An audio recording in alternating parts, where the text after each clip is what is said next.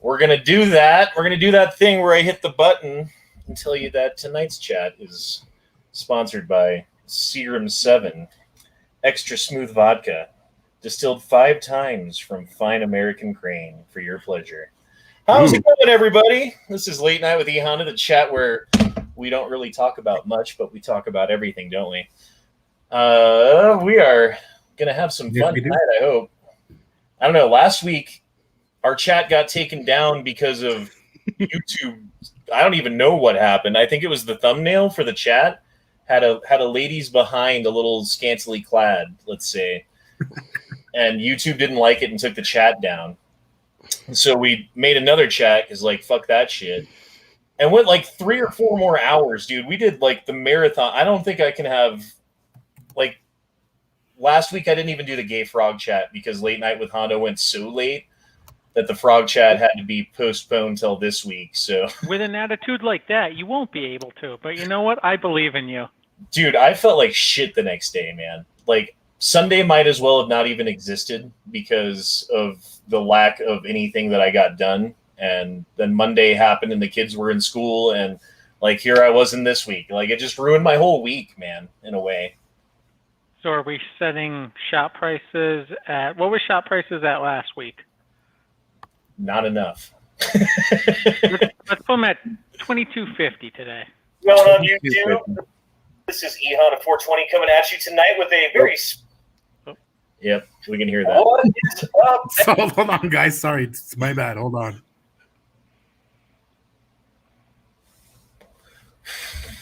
But yeah, we're joined tonight, as always, by a slightly annoyed platypus. How do you do, Angry? Yo, yo. And we've got the governor, the future governor of Ohio himself. How do you do, good Sam? Good. Talkative as always. And Petty Joe, Mr. Petty Joe. Hi. Just got done talking about crypto and stuff, man. Why were you up in Colorado? What was going up in Colorado that you were up here for? So, yeah, I went out to. I have a ton of family in Denver, like Littleton, and by Federal and Bryant. That I think it's like South Federal area. But yeah. So I was visiting family out there, and we were just chilling on vacation, and the Moonwolf, the crypto we were just talking about, they had just posted a billboard at All-Star Park, and I wanted to go check it out too. So that was one of the main reasons I went. So yeah, and I love Denver, dude. I'm always in Denver. I've been to Denver probably about 40 times within the last 2 years. I love Denver. So it's such a good getaway from Albuquerque. Like, the food's great here, but that's about it. The scenery's cool. Scenery's cool too, but Colorado's a lot cooler scenery, and it's just cooler people. I don't know. I love Denver, dude. Bro, we got better Mexican food than Mexico. Dude, you guys have some really good stuff out there. I was actually going to different restaurants out there, and it was really good. And actually, Colorado has more microbrews than any other state. So if you like beer, like, we got more variety, different kinds of beer of every different kind that you can possibly think of, man. It's crazy. Yeah. Oh, someone just snuck by. Did you see that? They were out of the way. Yeah. No, but yeah, dude. I mean, Denver, I go and like pick up some weed too, and like just personal stuff, nothing like crazy trafficking, you know. I just go and pick up a little bit of weed, and because out here, dude, like, if you don't have your medical card, you got to depend on the streets, right? And then it's just, I don't want to go that route. And we just like literally legalized marijuana. So next year we start selling recreational here. I'm excited about that. Yeah, I was about to say, I'm right next door in Arizona, so pretty soon you can, heck, it might even be now. I haven't been following up on when it was supposed to go live, but I know we just legalized it this past year, so. Yeah, we're 2000 and damn late for that, you know? God. But I mean, now we get to make the money, which is cool. But damn, we could have been making money years ago. I remember our old governor, Gary Johnson, that ran for president. He literally wanted to legalize marijuana like 20 years ago. You know what I mean? So if we would have jumped on the freaking like boat then, man, we would have been ahead of the game. But New Mexico, like always, is always the last. Bro, it used to be in Colorado, like, if you had a medical card, it just meant that you were a drug dealer. Like, you just go to the weed store and you pick up like your maximum amount allotted to you for that month that you could pick up from the weed store. They'd give you like your quarter pound or whatever. And be like, okay, I need like an ounce. Yeah, Means dude. I've got like and now so I used to call this dude Floyd and be like, yo, Floyd, what's up? And go pick, because he'd give me like, it was better deal than you got in the before times, you know, because it used to be like, what, like 40, 50 bucks an eighth. And then you get it from Floyd for like 50 bucks a quarter, but he was getting it for like $100 an ounce. So, you know. Yeah, you can't beat that, dude. Oh my God, those are good prices. Because out here in Albuquerque, you're getting it $10 a gram, even from Jesus, dude. You know, yeah, dude, and that's like they're not giving you a discount, you know, like at all. If you go into the medical dispensaries here, for a gram of wax, $70. Bro, I mean, I just pick up like an ounce at a time because they give you a deal when you do that, and if you go in on a certain day of the week, it's like $100 plus tax, so it's just like 120 or something like that, you know. And then I'm good for a while because like I actually use a Volcano vaporizer. I don't even smoke anymore because I'm like all poshy about it, you know. Yeah, you're fucking trash bag. Hey man, I mean, I'm just trying to be a little bit healthier than just smoking it all the time. Like, I'll vape it, and if that means that I don't take as much tar to the lung, then all the better, you know. And it builds character. Well, I mean, I spent like from age 15 smoking weed to the age of like 37 before I fucking started vaping. So, you know what I mean? Like, I think I've taken enough tar like to the 20 years of beating the crap out of yourself. I get it, bro. I can feel it when I run. I'll tell you that, dude. So. Yeah, I feel my age. I'm 31 right now, but I definitely feel my age when it comes to that because I've been getting my knees have been getting bad, man. It's not cool. Bro, like to get through a night of work, I have to have 2 knee braces and 2 ankle braces. And then like it makes my feet bend in a weird way. So like every step that I take, like my feet start hurting real bad by the end of the night. And then like some motherfucker's like, yo, I need a side of ranch. And I'm just like, I'll ring it in and see if they bring it out. Like, because I'm not walking to get it. I figured it out. I have a drill. We go to Home Depot and we just like Honda a brace to your legs. There we go. Oh, if you don't know, so it's kind of an inside joke. I am known as a bad gunsmith because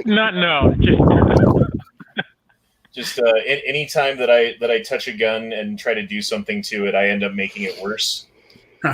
And so if one is to say that you Honda something, it means that you do a shoddy job building it or like painting it or whatever it is, like the holes that you drill are not symmetrical and they're off center, you know, like that's a Honda job.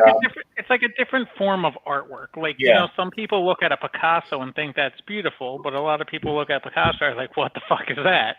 So it's kind of that, you know. Bro, Dogecoin is down to 52 cents now. Oh my God. Big. That's a huge correction, bro. That's crazy. That's bad news. I just invested. I feel like every time I see on Facebook people that are like, you got to invest in Doge now. Doge is going to the moon tonight. I'm just like, yeah, it's fucking dropping. Well, whenever it drops like that, it's almost worth it to be like, yo, let me put some more money into it because now it's like cheaper, you know? Yeah.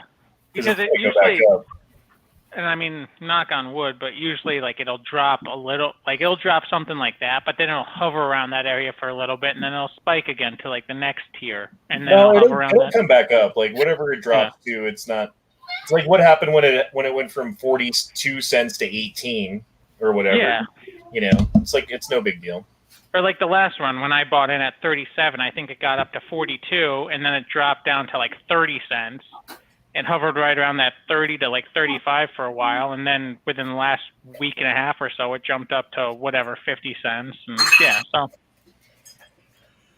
yeah, the corrections are huge when they happen, but I think it'll recover. But the corrections are huge, and it sucks to watch. Bro, I mean, it sucks that I had mine set to sell at 72. I know, bro. That hurts me for you. I hurt for you. It's okay. I don't feel any pity or remorse for you. Yeah. But someone in the chat might, so someone should buy Honda a drink. Man, well, you win some, you lose some. Sometimes you time them right, and sometimes you don't. Not worried about it, man. I mean, in the grand scheme of things, I've got my own place. We're good there. There's food in the fridge. I got a bottle full of vodka. I got a thing full of weed. Bank account's looking good. We're good, man. Everything's fine. Nothing's bad. Nope. I'm just not able to buy that mountain property I was looking at now. That's all. You'll be able to buy yet, it. give it time. I don't know. I was thinking about that. Like one thing that I would like to do at some point in the near future is get like 5, 10, 20 acres of land somewhere, depending on, how much I can spend and where it's at and all that. And there's parts of Colorado that you could still buy. It's like $1,000 an acre, which isn't cheap, but that's not fucking terrible. No, that's it's actually not bad really good compared price. to other parts of the country. Yeah, that's really good. And then you could just build something on that land. Well, and like the land that I was looking at is like it's land that they're planning on developing. Like, hey, we're gonna build roads, and there's power lines already, and maybe people will start like digging wells and stuff like that. Mm-hmm. Like, okay, let them do that, and then in 5 years, like when the wells are already dug and the power lines are already in and the roads are paved, like that fucking piece of land that you bought for $5,000 is worth like a lot more. Open price, yeah. So maybe you could sell it at that point, or maybe you could like build a house on it at that point because it's all set up for it and it's way cheaper to do it. That's I'm looking at doing the same thing definitely. in PA once I move back. Well, because like houses in the Denver metro area are like fucking ridiculously expensive. Like, how much is like? I know. I want to move to Denver and I want to get a house, but I'm like, what am I going to be paying out there, bro? For a 1-bedroom apartment, about $1,000. For a house, you're going to be paying like $1,800 to rent it. For like a 3-bedroom or like maybe 4-bedroom house, probably $2,000 somewhere in there. Yeah. If you're looking at like buying a house, the cheapest house that you can find that's not an apartment, that's not a townhome, is right around $350 somewhere in there. That's the cheapest you can find, dude. Yeah, that's the goal. That's what I'm trying to gain. This is my goal, to gain enough cryptocurrency profit to move out to Denver, like outright, just buy a house. Yeah. So that's literally what my goal is. Yeah, you're going to need about $350,000 to even think about doing that. Yeah, I was definitely thinking about $300,000, and in my mind, that's how much I had to make to like even grab something small out there. So, yeah, you can find condos for less. Like if you want to find like a little 2-bedroom condo, but then you got to pay like the monthly fucking like homeowners association HOA fees. Yeah, HOA. HOA. Mm-hmm. They're like, hey, we're redoing the roof on the apartment building. You have to pay $1,000 extra dollars. Like, great. Your rocks need to be scooped up. Yeah. Mm-hmm. But then owning a house, it's not like it's fucking free either. Like, like the water heater goes. Right, or whatever it is. Now you have to pay a shit ton of money. Awesome to be a homeowner. Yeah, I want to buy a house to like if I really succeed off this cryptocurrency, I want to start buying houses to just make Airbnbs. That way I could just make like monthly income, passive income off of just owning a house and renting it out. Or be like my buddy, he just flips houses. Yeah, that too. Like, money is everything, man. If I get my bank account big enough, I will do all those things. Well, he started his shit zero down. Just like, I have good credit, so I'm gonna buy this house, and I have good credit, so I can loan enough extra to like fix it up a little bit, And basically, like he started off just like slapping on some paint and taking good pictures, Yeah. But like that's enough, really, at first to like buy something shitty, you clean it out, you put some paint on it. You take some good pictures of it. As long as the bones are not terrible, you can sell it and make a decent profit. And he was doing that and making like $20,000, which is a decent amount of money for doing what he did. But then you do that a couple of times, it's like $20,000's not enough. Okay, let me buy a bigger place, and now he's making, I don't even want to say how much, he's making good money doing that. It's like he's making enough money where he's like, what do I do with this extra money? I got to invest it somehow, and like, yeah, doing stuff, and he does pretty well with it, actually. That's awesome. Yeah, man. Just makes me think of how far behind on things I am compared to some people. But you can't compare yourself to other people now, can you? No, it's a bad thing. And you never know what the next day is going to bring either. So. Yep. Yeah. I forget who said it. Is you can't compare yourself. You have to compare yourself to yourself from yesterday, not from someone else from today. Yep. As long as you're getting better, man. Yeah, dude. Constantly grow. Well, fuck me. I need to start drinking whether I'm being paid or not. Come on. Yeah, you need to take a shot. I've already started. Come on.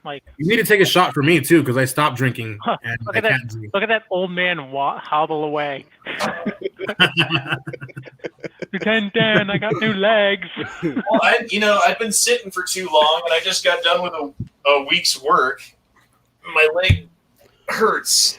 Ah. Oh my lord.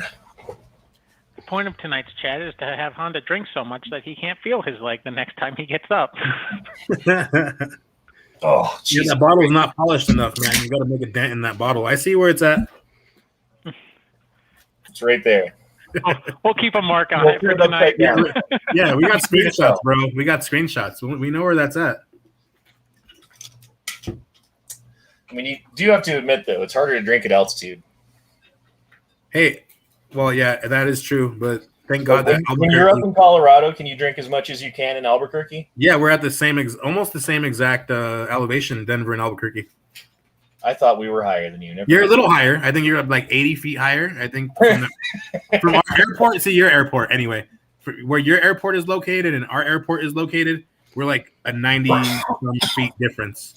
Well, the airport's out east on the plains. I think they're lower than there is anyway. But yeah. But no, honestly, I feel at home because we are. we're a mile high too in Albuquerque. Not a lot of people know that. Oh, okay. Yeah, so it doesn't really bother me too much. I do get higher though when I smoke weed out there. I don't know if it's because of the quality or it's because of the fucking elevation or both. I don't know, but I get super high in Denver. Like super high, bro. Yeah, it's awesome. Denver will do that. Dude, my vaporizer, when I first bought it, bro, it's a volcano. I don't know if you know what that is. Here, let me show you. If I can. This guy. Mm-hmm. Yeah, the bag. Yeah. So I turned this bitch up to 9, right? That's the highest setting. and I filled a bag, and then I breathed it in, and then I filled another bag, and then I took the first puff off of it. And the next thing I know, I'm like, why are my eyes closed and why are they not working? And I'm like, why does my neck hurt and why does my face feel weird? Like I had passed out, hit my head on something on the way down, and then I woke up all contorted on the floor. And it took me a minute to realize what was going on from that. Dude, setting 9 is too high. You got to set it at 8. 8's okay. Have you tried to go 9 again now that you've done it at 8 long enough? But I haven't done the 2 bags in a row. Dude, now we got to see a show with you doing it.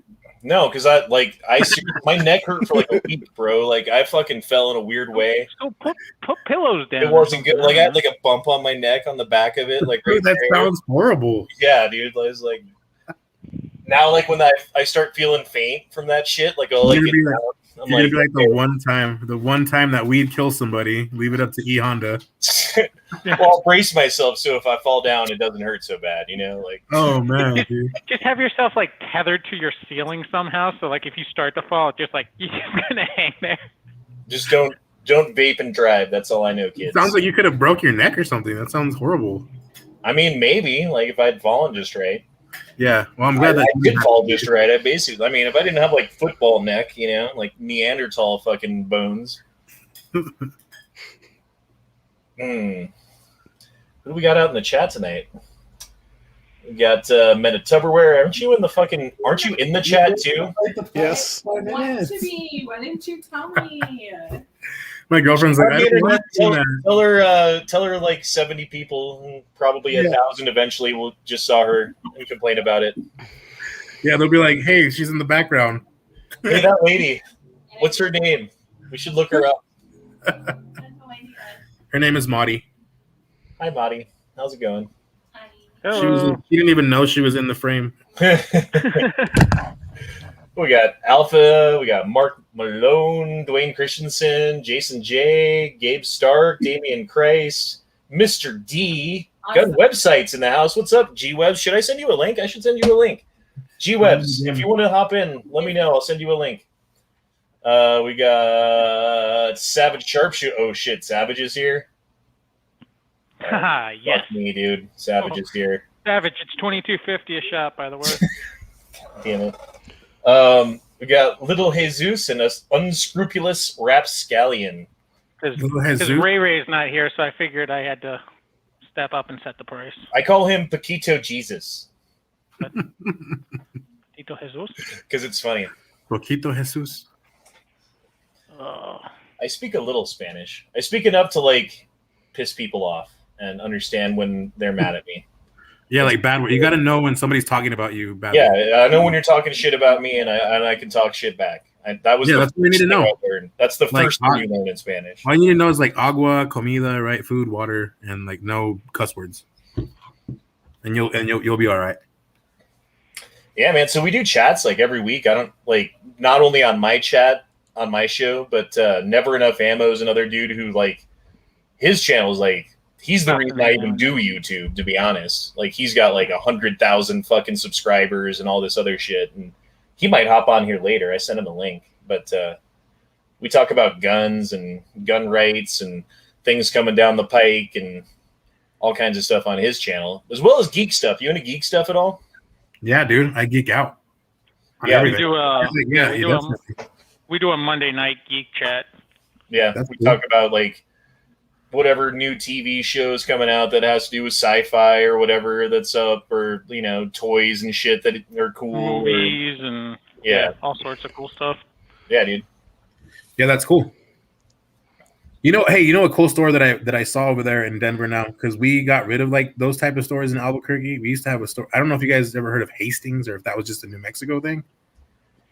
But it's like Second and Charles. You know that store? They're everywhere in Denver. But it's like a collectible like comic book and like video game store. They have a bunch of cool collectible stuff. But yeah, I went by that store in Denver and that was really, really cool. I love stores like that. There's one Denver is so huge, man. It really is. It's like Los Angeles, bro. It's I don't even know where to start, bro. I don't even know where to start. Well, because it's all grown together. It used to be like Denver was distinct from like Aurora was distinct from Parker was, you know, and now it's pretty much just grown together and like there's continuous houses and buildings and stuff all in between. I mean, all the way up to Boulder pretty much, dude. It's crazy. Yeah. Well, I definitely love everything about Denver. It's awesome. Downtown is like really awesome because like Albuquerque's downtown is so small. Like it's cool, but it's really small. So like, and we have about 1 million people here, but over there it's just so much bigger on that scale. And the downtown area is just the architecture behind everything built in Denver is awesome. I still believe that there's only 18 people total that live in the state of New Mexico. Dude, all the populations in Albuquerque, like everything. Yeah. I mean, there's a couple of cities out there, like by Texas, but it's the only sign of life between like the Arizona border and the Texas border is Albuquerque. Yeah, outside the rest, it's just nothing. Yeah, definitely, dude. Albuquerque's a unique place. It definitely is. Like the food is great. That's about the only thing that is really cool here. What's up, G-Webs? How's it going, man? Third Midland. We have green chili wars with Colorado, by the way. Colorado is like trying to take our green chili from us, and you can't have it. We can't have it. We make some pretty damn good Mexican food, man. You do, but you just can't have green chili. I haven't had any food in Colorado, but I'm down with New Mexico. No, the New Mexicans are getting a lot. Yeah, I like Albuquerque a lot. I mean, I've only visited, but I like it. Seems like it's awesome. It's definitely not what people think, but it's a cool place. How are your gun laws down in New Mexico? Awesome. They're like We 90% have good.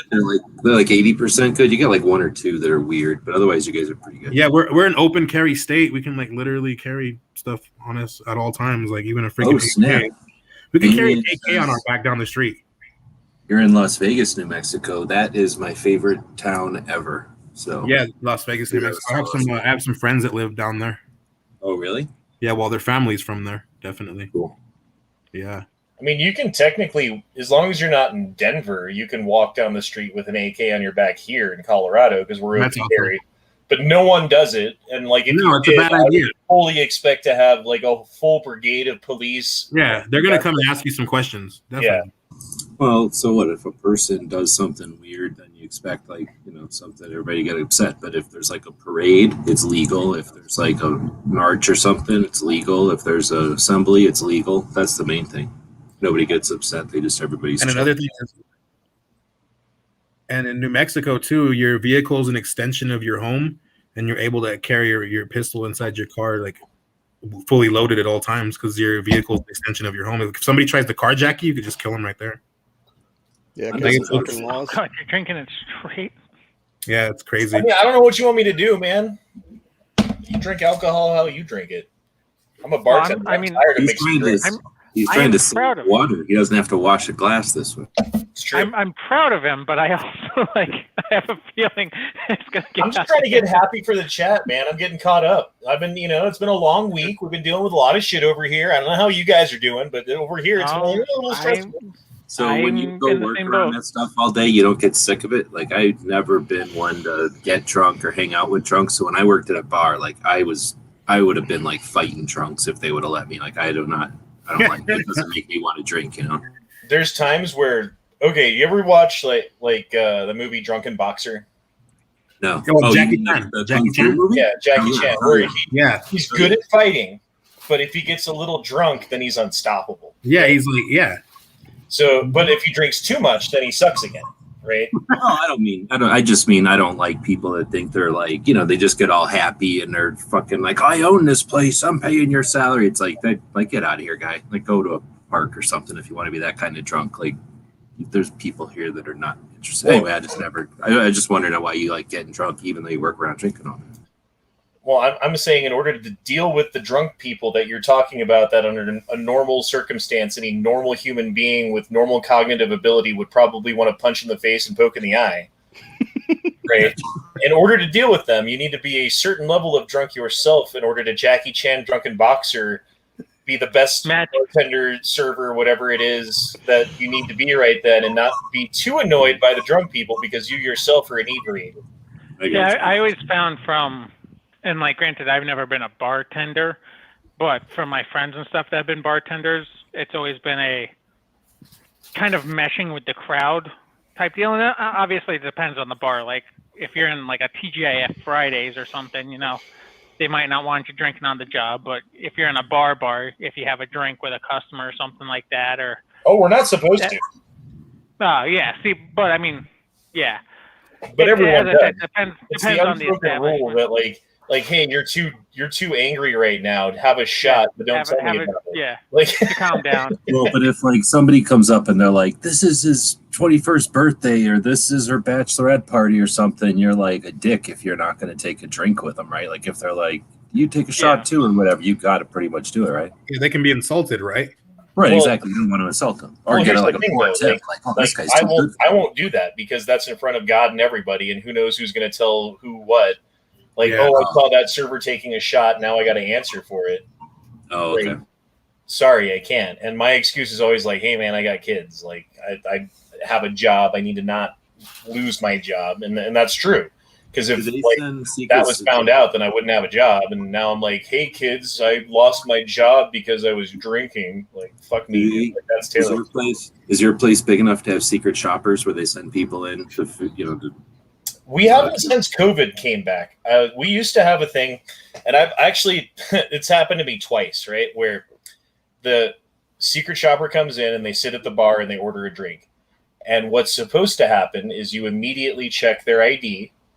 And then before you can walk away to pour their drink, they say, hey, excuse me. And then they give you a green card and say you passed. Or if you take their drink order and then say, okay, you got it, and then walk away and start making their drink, they say, hey, and give you a red card, and you're automatically fired, right? So first time it happened to me, I passed, right? Flying colors, I checked his ID, everything's good. Second time it happened to me, the guy knew somebody who worked there, and I was busy at the bar, and like I was doing something, and I saw the dude over there, and I was like, hold on, I'll be right with you, and I was doing something else, and then I come back over, and my buddy who works there is like talking to him, like, hey, this, what's up, bro, blah, blah, blah, how's it going, da-da-da, and I'm like, can I get you something to drink? And he's like, a beer. So I walk away because it's my buddy's friend, right? No, he's there to be a secret shopper. And he's like, hey, bro, I got to give you a red card. And I'm like, but you were talking to my friend right there. I mean, you were talking to Jared. You were talking to that dude. You guys are friends. I assumed because you were talking and you were friends that if he ordered a beer that Jared would have said, no, he's not. Hey, wait. This guy's 18. Don't give him a beer. Exactly. Right?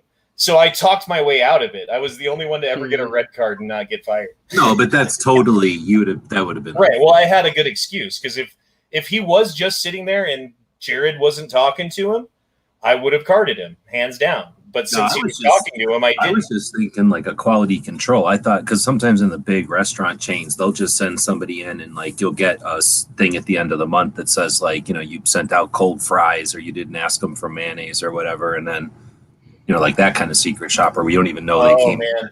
Again, we used to have that kind of secret shopper when I very, very first started at the company.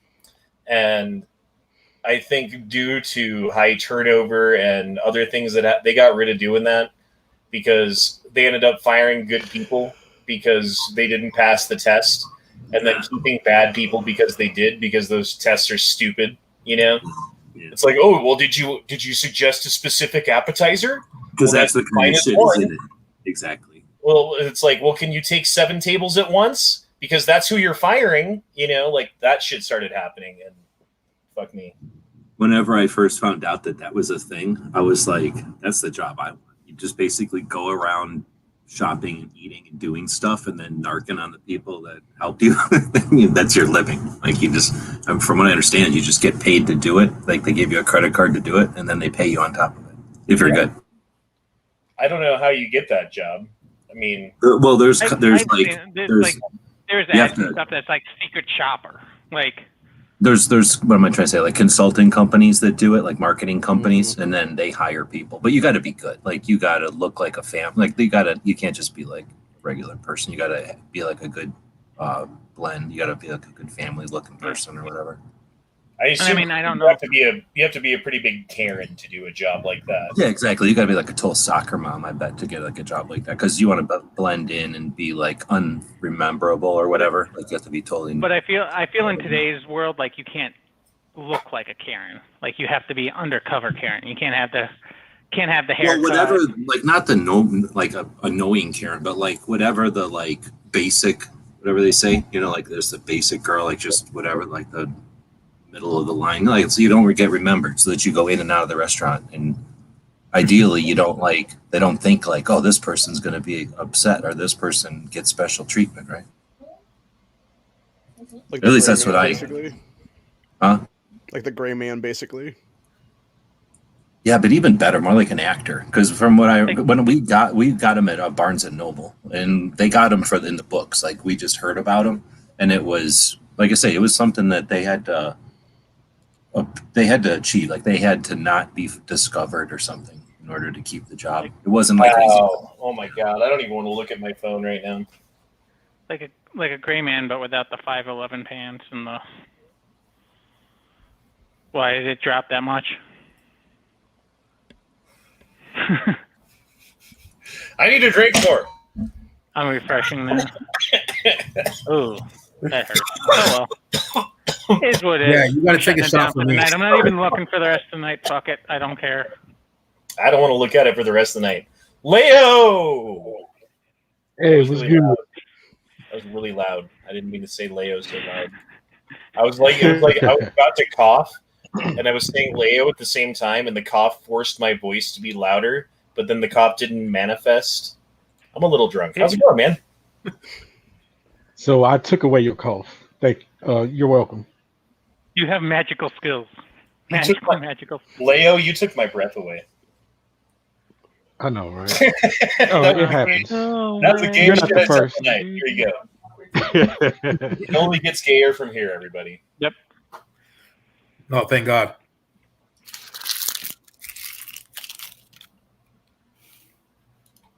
Yeah, you got to take a shot. Honda only cares about me when I give him money. No, I don't. God damn it, Savage. Don't like that. That's what I'm seeing. So, Well, so you've said 1, 2, 3. You've said 3 things so far, and I brought 2 of them up. You're right. I don't care about it. But you didn't even state the first one. You brought it up and closed it right out. What did I? Savage feels. Savage feels. Why are you throwing me under the bus over here, Angry? Savage feels like his voice wasn't heard. Hey, at least I'm not throwing you under a bus that was hijacked by U.S. infantry. Did you see that video? No, wait. What happened? Oh, man, I saw clips some of that. private I in didn't see the whole basic one training, video. like, lost his shit instead of just, like, laying down and being lazy and getting kicked out of the army. Grabbed his rifle. And this happened down, like, South Carolina, whatever the base is down there. Like, grabbed his rifle. He still has, like, the PT shorts on, like, the gray army shirt. Hopped the fence for the base. Like, they never got caught by security. Hopped the fence for the base. Went out to the interstate and hijacked a bus full of, like, kids to drive back to New Jersey. And then, like, all the kids, I guess, were, like, annoying him. So, like, he told everyone to get off the bus and then just started driving off with the bus. And then, like, pulled over to the side of the road when they were going to catch him, I guess, and just, like, left his rifle and shit in the bus and just, like, ran off into the woods. I think they caught him, but, like, there's a bunch of people at that base getting fucking in trouble because, first off, like, he left basic training, just, like, wandered off, grabbed his rifle, and then got past security and hopped the fence for the base and, like, ran off into the interstate. What was the dude's name for Platoon who was like... Oh, Private Pile. Gomer Pyle, yeah, Gomer. That dude was totally Gomer Pyle who fucking went AWOL.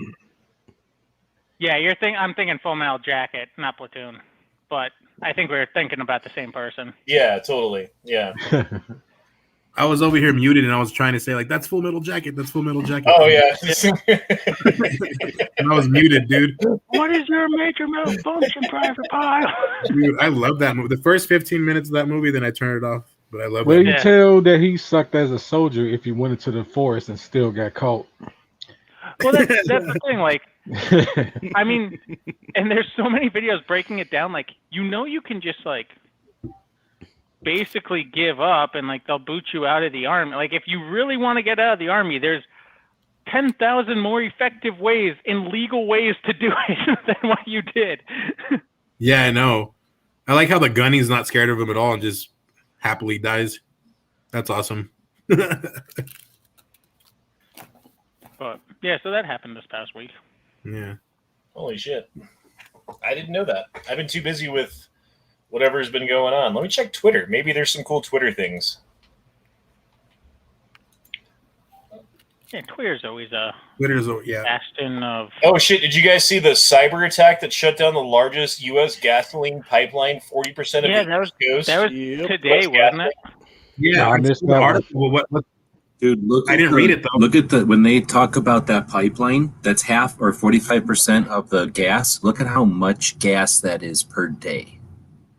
Oh, it's insane. 45%. It's insane how much gas. It's like 500 million gallons of gas a day or some shit. Are they saying who's behind it? Hackers. Just some hackers broke in, and no, they're not going to say, like, nothing hey, yet. here's the person. Yeah. I'm quite sure the current administration is going to say Russia. They'll find a way. Yeah, they'll demonize Russia. Right. I just plan on getting my getting a gas tanker out here and being like Mad Max 2. 25 million barrels of gasoline every day. 2.5 million barrels. So something read it wrong on because they said 25 million on the radio, and I'm like, holy crap, that's a lot. That's like per day. That's a lot of oil. That makes a little bit more sense. I just realized my first time on with G Webs. It's an honor, sir. Everything's done electronically these days, man. It's crazy how much control they can get. Oh yeah. Man, G-Webs is the OG. You were like the first YouTube gun guy, pretty much, weren't you? No. You were one of them, anyway. Yes. One of them. In the before times. In the before times. The way back times. In the world. Dude, that video with those two guys in Before South the dark Africa is times, insane. before the apocalypse. Dude, this that video is crazy. This They guy's like released a video that's like 007. Which one is that one? This was in South Africa. These guys are like money couriers, or there's some kind they're of courier. transporting gold. their cash transport, and Is that like a tiny car? it's like a Toyota pickup truck that has like a cab on the back. Or But, So little. I guess apparently it's in the South fisheye lens and just being yeah, small. apparently in South Africa, like it's really popular for these like road bandit crews to hit these cash and transport vehicles and stuff. And this guy, they released the video this week of like the front of the dashboard, and like they set up a roadblock and he just drives right at them, like tries to run them over and shit. Like, dude's got balls of steel. Dude, this guy's like 007, bro. Look at him. Yeah. They was trying to I steal guess all it came that out Bitcoin. like he's South African, like, or he's former South Africa's version of SWAT, and like has his own training academy and shit. And then I guess the guy in the passenger seat, it was only like his 4th day on the job or some shit. And I'm like, oh, that Oh, explains and his you can face. tell too. You can definitely tell. Yo, I bet he quit after that shit. Yeah, he's like, what the fuck did I sign up for? Oh man, they don't pay me enough for this shit. Savage, man. I don't even want to read that. I'm sorry, bro. That shit sucks. I feel your pain, Oh, man. man. I feel your pain. I mean, we went through that shit with, I mean, not the hallucinating part, but I mean, we lost my sister in 2000. God, was that 18 or 19? I don't even remember anymore.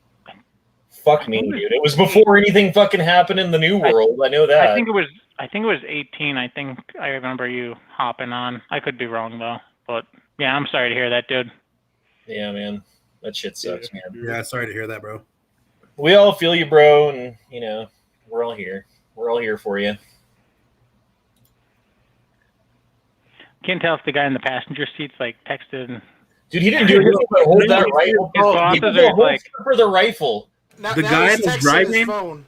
The guy that's driving is telling the guy with the phone on the video, he's like, call Colin or like call Aaron or something like that. He's not even saying call the police. He's like, call this dude, call this dude. because Like, I think what those is other two happening, guys, bro? the other two guys, I think were, and I could have my information wrong, but I think they were doing like a pair, like it was 2 vehicles and like a convoy. And so I think those other 2 guys were in the other vehicle that was supposed to be like transporting with them or something like that. Yeah, Like it's they so got corrupt split there. up. It's so corrupt there. They were just calling their own guys, like instead of the police Yeah. to the scene. That's crazy, dude. South Africa, man. Yeah, they don't mess around. Post-apartheid. Dude, not many people know what's going on in South Africa post-apartheid because they're doing like, they're basically saying that people who have intergenerationally owned land going back to the 1700s, right? Like there's Bora, I don't know how to fucking pronounce it. The Boers, yeah. They were the people who colonized South Africa at the same time that people were colonizing the United States, right? They were the same like generation of people. Well, they built farms out of whatever the land was there in South Africa, like back then, hundreds of years ago. And now today, the current government's saying like, you stole that land from the ancestral people who used to live here. You have to give it back. And they're like, basically not even compensating people. They're just taking their land and kicking them off of it and giving it to whoever. And then what ends up happening is those people end up selling it, and then no one's farming on the land, and now there's a food shortage. So like that's happening all over South Africa right now. Oh, so you're not talking like mansions. You're talking like ranches. No, it's all like farms and shit like that. Well, still, I mean, it's the same thing that happened in Soviet Russia when they were taken over, and they were like, hey, there's all these like really rich people who have farms. We're going to kick them off of the farms and give it to other people so that they can have the farms and everything will be fine. Well, the thing is, the people who had the big farms had them because they were good at farming. and they like over time had like gained knowledge and like through their good skill had accumulated more land and expanded and stuff like that. And you kick them off the land, and you have these people who don't know what they're doing shit.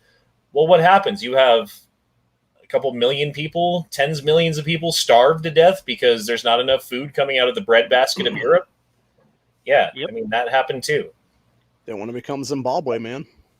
The Chinese are taking over anyway. Breadbasket is full of All gluten, in so Africa. overall it's a good thing. All that gluten's not going. We say Zimbabwe now. And we noticed that this, China is slowly buying up most of Africa. Yeah, because they're China doing- wants to corner the market on diamonds. Yeah. Well, it's all the mining. I mean, there's more than just diamond mines Every down there. But yeah, cell they're phone doing metal comes from Africa still, right? Mm-hmm. pretty much, yeah. And they're doing like China's doing a lot with those governments where they're like, hey, we'll come in, we'll build roads and stuff like that, and like give you infrastructure, and you just give us access to XYZ mines. And a lot of those countries are so hurting for money. They're like, okay. Yep. I thought China was doing that thing where they like, hey, we're going to just buy a bunch of property, and I know we're just going to build some houses here, and then we're just going to have our own city, and now it's just a piece of China in your country. But I saw something like that. I think that's going to be part of the plan.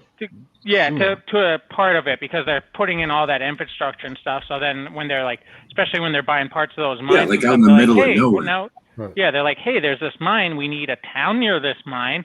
We'll build the town for you. And the government's like, cool, we don't have to spend our own money, and they'll do this? Okay. And then it's like, haha. By Casa Grande, if you go look at Google Maps, like by Casa Grande, so like where I-8 comes across from San Diego and hits the road that goes between Phoenix and Tucson, there's a big-ass thing. And I was out there just looking around Google Maps one time looking for something, and I'm like, what the hell is this? Like a giant parking lot? And it was like, if you look at that part of the world, there's just a bunch of farms out there that farm fucking cotton for some reason in the middle of Arizona.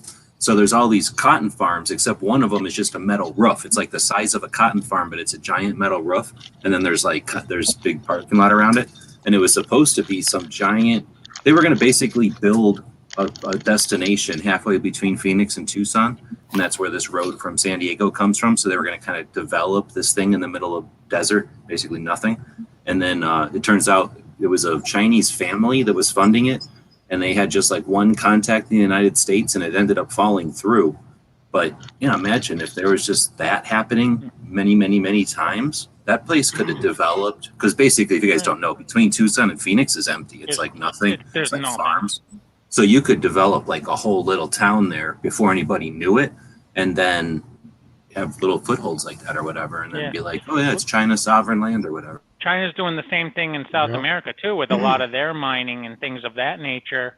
It's actually given them issues with cartels and stuff like that, because China's coming in, pushing stuff around, and obviously a lot of Chinese businesses have government backing, so they're hiring security forces to cover mines and stuff, and then cartels and whatnot are getting pissed off at them. So that's all across South America and Central America. Well, if we didn't have a drug war, there wouldn't be any cartels. Problem solved. China wins. True. It's true. Oh, you're muted again there, Joe. I saw you saying something. Yeah. Okay. So China and Taiwan, what's up with that? Oh, I mean, Taiwan needs international support. China has too much international leverage for anyone to really give them any support, except for maybe the United States. The question is the United States willing to go to war with China over an island that's not part of the United States? I don't know. I've been to Taiwan. So. It's a beautiful place. I mean, God, man, that would be a horrible war between us. I don't think that's something we both don't want. One thing about Taiwan, though, is they're pretty ready to defend themselves. They have basically the same technology that the United States military has.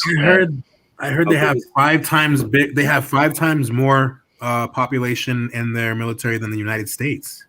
Yeah, they're ready for war, and they've been gearing up for it for years. You're talking Taiwan or China? Taiwan. Taiwan knows that China's ready to take them over at any point. They've been ready to defend themselves. Yeah, Taiwan has those numbers. How big is Taiwan, like compared to China or something? It's tiny. It's a tiny island nation. Tiny. I mean, compared to Japan is what I meant to say. It's similar. It's like it's smaller. I'd say about the same. Oh, is Maybe a that little big? smaller, but it's pretty close.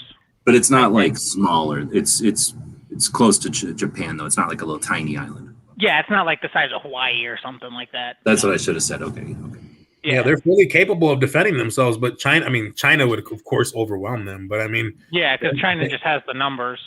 Yeah, they'll shut down their infrastructure and they'll go in. And even though I mean, Taiwan, even though landmass wise, uses is tiny compared to Japan. Shit, I was thinking it was bigger. Or Japan. Okay, yeah. I thought it was too, actually. No, it's pretty small. And the problem with Taiwan is, well, yes, they use a lot of our tech. Like China's tech, well, granted, a lot of it's behind ours, isn't antiquated. It's not like North Korea, you know. It's still pretty decent tech. It's from Asian Row Island. The problem is, if China does make a move on Taiwan, look at the next island east of Taiwan. It belongs to Japan. That's gonna really piss Japan off. I don't know. Like the only place that I've been is Taipei, but from Taipei all the way down, the coast is fucking nothing but city, dude. It's just city, city, city, city, city, city, city, city, city, city, city, city, city, city, city, city. Like everywhere you go is just fucking pure city. And like it's not until you go out into the woods out here that you even see a fucking tree in most places. Like they don't even have grass in a lot of places. It's crazy. Well, they're very developed. Yeah, I mean, you think about it, like Taiwan does a lot with tourism and stuff. I mean, not so much nowadays because the coup, but.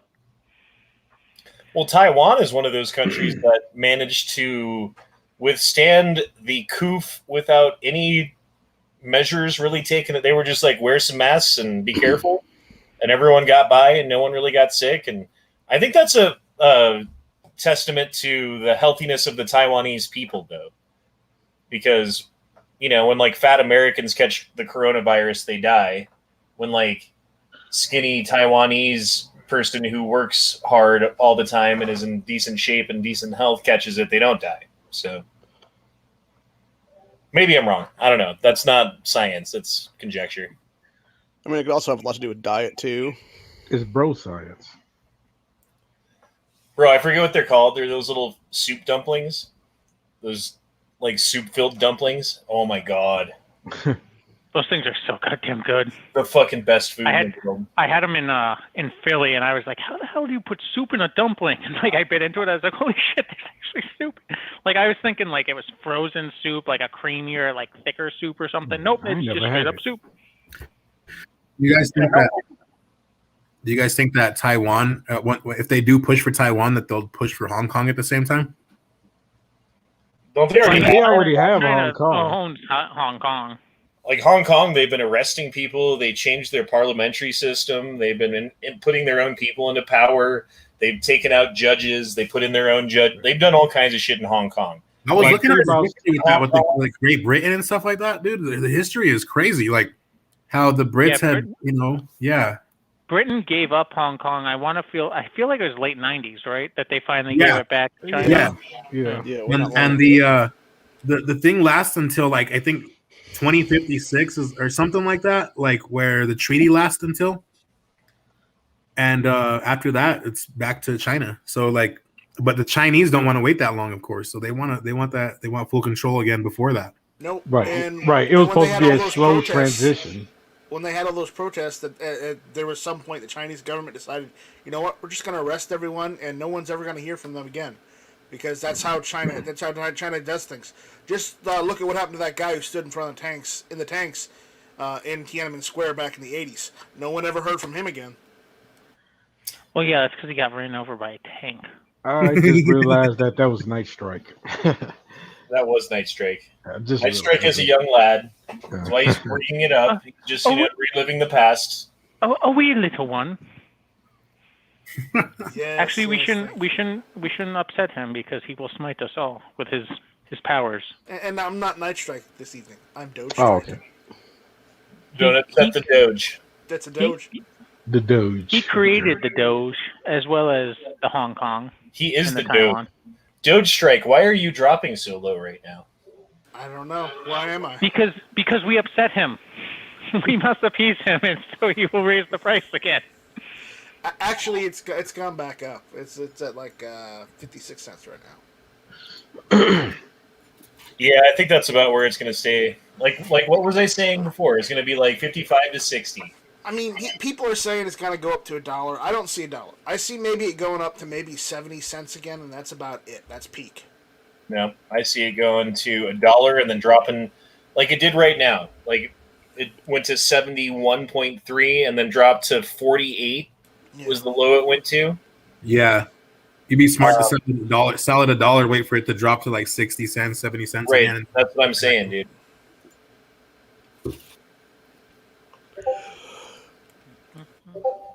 Nurse asked him if he wanted oral care. He looked at me and grinned. Wow. Good job there. An example of the debauchery ingrained in my DNA. Fucking Discord. I hate how it makes noises constantly. It's just like, hey, I'm here. Hey, I'm still here. Hey, did you forget about me? Hey, right-click by the way. On the Discord channel you're on and tell it to mute everything, and it'll stop that. Don't tell me how to internet. I'm going to tell you on the internet because you're ignorant. Tim Pool says Doge went down because SNL sucks. That's probably true. Yeah. Dude, SNL. When was the last time you watched SNL? Let's be real. Since Bush was president. Wouldn't it go down? I don't remember. I don't even remember, dude. That's how long ago it was. Wouldn't it go down every week? Wouldn't it go down every week then? Wait, no, what? it's going. They're saying it's going down because Elon's on tonight, so they're doing it just in spite. But I probably haven't watched SNL, for over a decade. I mean, Actually, that's not true. Back in 2017, when I was living with my ex, she would watch it sometimes, and like occasionally I'd be like making something in the kitchen, and look up, and it'd be on the TV. So. Yep. Earlier today, a man carried out a mass murder in the middle of Times Square. A 4-year-old girl and 2 women were shot. NYPD has released stills of the suspect, who still remains at large. What a scumbag. Wow, dude. Not going to say Yeah, anything. I think from what I had heard was he got into like a altercation with like 3 other people and tried to tried to shoot them and like miss them and hit those other people instead. Oh, damn, collateral damage. Yeah, it's just super shitty. Wow. That's man, too many stories like that, bro.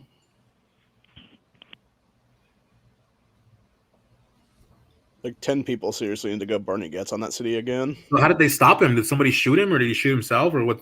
He's still at large. Probably ran No, over he like the escaped because it's Times Square, which is weird because there's, Cameras I don't know how many everywhere, people here dude. have been. Plus there's a police station on Times Square. It's like a little police kiosk, but it's technically a station. Like there's always officers in there. Well, I would think with okay, so they've got cameras everywhere. They've got facial recognition programs. They've got fucking ways to track people with cell phone technology and all the other ways that they can do it. You don't think they can find this guy? You don't think they know who if they really fucking strapped down and said, you know what, like, damn the law or whatever's holding us back from like accessing this information and analyzing it and using it, they couldn't find this guy? They absolutely can. And things like this, it's only a matter of time till they're like, well, we need the power to just access all your information and your metadata and arrest you at any time arbitrarily for things that you might do in the future in some sort of a way that like makes a Tom Cruise movie look like it's realistic. Minority Report. The Minority Report. So what you're saying is we need to go back in time and take out Tom Cruise? From ever being in the Minority Report. Yes. Exactly. I think there's lots of reasons, actually. I fucking enjoy Tom Cruise's movies, so. He does make good the movies. Illuminati. He does. No, he's in Scientologist. Scientology. Thank you. I couldn't think of it. Sorry. Yeah. He's super high Scientology level. His Thetan levels are through the roof. They're to the moon. Have you seen that, like when he like literally went without shoes and like stood at the top of a tower or building or something like that? Like And he had a helicopter go drop him off without cables on him, and he just stood there without his shoes and sat there on top of this place. Like, yeah, crazy. Yeah, I think that guy has person. like he's got to be like manic depressive or something like that. Like when you don't see him on camera, he's just like crying in a corner, like masturbating with his tears. And then like the camera turns on and he's like super manic and like standing on couches and shit on Oprah. When you've reached a certain status, you don't need shoes anymore. Sometimes I can go without socks, but I haven't gone to the no shoes. I'm not wearing shoes right now, but I'm not standing on top of a building either. Well, see. I mean, I guess it would depend on how well constructed that building was and what. Well, it was the tallest. It was the tallest building in Dubai. Oh, see, that's probably like golden Are you marble kidding? up That's there. the So like, yeah. Honda, look it That's up. the Pull it up, tallest dude. building in the world. That's the tallest Look building up in the Tom world. Cruise, look up Tom Cruise top of building. The Burj Khalifa, yeah, it's probably like golden freaking marble, like It's Bro, probably he had a a place something. designed to take him stand up there. there. He It's had a designed to helicopter take stand him there. up there, bro. Oh come on, just show me the picture. Do I have to click on something else? There's a video. There's a video. There's a video. Find the video on YouTube. We'll just go like this. Yes, videos. Oh no, that's not like an observation deck. That's I think it's the literally- third one. Is it the third one? I'm not sure. Oh my god, would you show me something that's a video when I'm like, show me your video? Fucking internet, you suck. well, you have to read the Get off of article to Google, find the right? video. Get off of Google. Yeah, I think it's Google. Google's just trying to like corral us all into like some sort of corner. Like They're trying to Show market you us. it. Bro. Okay, let's see here. It's only a minute 29. Why don't you buy Microsoft Bitcoins? Did you do this for a movie? Like No, as a he did. stunt? No, he just did it as a stunt. He did it as a stunt. Just like, because Well, he he has also no money. did film that one scene from Mission Impossible there, so yes, he was there also for the movie. But he's just got enough clout that he can be like, I'd Yeah, kind of like 'cause to be this- on the top of This this. scene this part right here is what he was doing in Mission Impossible. See, So no, he's this is really definitely doing not. This is definitely not the video because he gets dropped off on a helicopter. Like a helicopter drops him off, and it's not a movie scene. Like it's just a stunt he pulled off. Like he just wanted to do it, and like I remember, like TMZ was like going crazy over it. Hey, fuck it, why not? I mean, I will give it to Tom Cruise. Like he tries to do as many stunts as he possibly can. I mean, See, like where he's sitting up there on top of that thing. Like there was video of them dropping him off on that thing, and him just sitting. Like, he has no shoes on, bro, and he's just sitting on. oh, top here we of go. Here we go. There it is. There it is. There it is. Look, he's just sitting down up there, bro. That could be anybody. That could be Honda for all we know. No, it's Tom. I swear. He pulled hey, this I off. mean, would you want shoes up there? I mean, think how like fresh that is up there. All that fresh air blowing around. It's like probably feels great on your feet. And like if you fall, it's not going to matter whether you have shoes or not. Like, Like, oh, he should have had shoes on. He would have been fine. yeah. No, That is he would have been good. fine if he had a parachute. Dude, what is inside of that building that it needs to be that tall in the middle don't of the know. desert? If you need a building that tall to hunt to kill a deer, I don't think you should. No, they have like offices in there, and like I think they might even have like apartments and stuff. I've seen a The whole reason- documentary on this, and there was actually a fire in there, and they tried to burn it down. It's a pretty good Yeah, documentary. I think The Rock showed up though and saved the day. I'm Tom Cruise. Yeah. But the whole reason they built that building is because it's Abu Dhabi and they're the richest place on the planet, and they're like, Yeah. hey, we They're like, want do you want to see what money can do? Yeah, exactly. That's it. They want to be like, hey, look what our money can do. We got to be number one. Look up Spider Dan. I'm afraid to look up things that people just tell me to look up, but I'm going to do it. Look Oh, up no. Spider Pig. That's copyrighted. No, I by think Spider that's Dan? that guy. Is that French like? Oh, the dude who like climbs buildings like Spider. Yeah. Okay, yeah, I know who that is. You know how big the Sears Tower is, or whatever they call it now? It used to be the I mean, tallest I- building in the world, right? I don't. So Yeah, I don't for know a what long the time height until actually that is. until that Dubai one. But anyway, it's the tallest building in the world until they built that Dubai one in our lifetime. So they built it, I think, after World War II or something. It's been around for a long time. You know, like the tallest building in the world. How long do you think it takes a dude with suction cups to climb up the outside on the windows? The tallest building in the world. Oh, hours. Took them 45 minutes. 45 minutes. Because the people would do it. And I remember hearing about it on the news when I was a little kid. And I'm like, what? Somebody climbed up the outside of the Sears Tower And it's like, yep, they did it in 45 minutes. Like, I guess you just don't fart around. Dude, have you seen this shit? I don't like Oh my watching God, dead what's people. going on? Is that heroin? She just passed out. I don't know. There's a mouse like cleaning itself with her saliva. You know, Oh, the Ew. rat, yeah. Oh God! things are happening. I mean, Oh my God, that is rancid, bro. It's I getting can- reaching in there further. It's getting behind the teeth. You know, needs some of that plaque. I I feel get pretty bad for the rat. rat. Like that. That rat. Nobody's like, helping her out. Nobody's gonna try to kick the. I mean, wouldn't Rat you on knock you? on Watch the that. window or I something? can't watch it. Wait, nobody's helping the rat out and getting the rat away from her. But bro, she's got the Wu-Tang hat though, so she's good. Yo, listen. Oh, yeah. You try living with 4 turtles in the sewer. You're gonna want to take the time to like get yourself a bath. Right. Oh, did you guys see this shit? You know the pastor guy who's like, "Get out, Gestapo! Get Yeah. out!" They arrested him, didn't they? That guy? They arrested him on the fucking highway at gunpoint Oh on my his God. way back from church for defying public orders and holding church, basically. Wow. Yeah. So here's him getting arrested. And he keeps yelling, "Gestapo! You're Nazis!"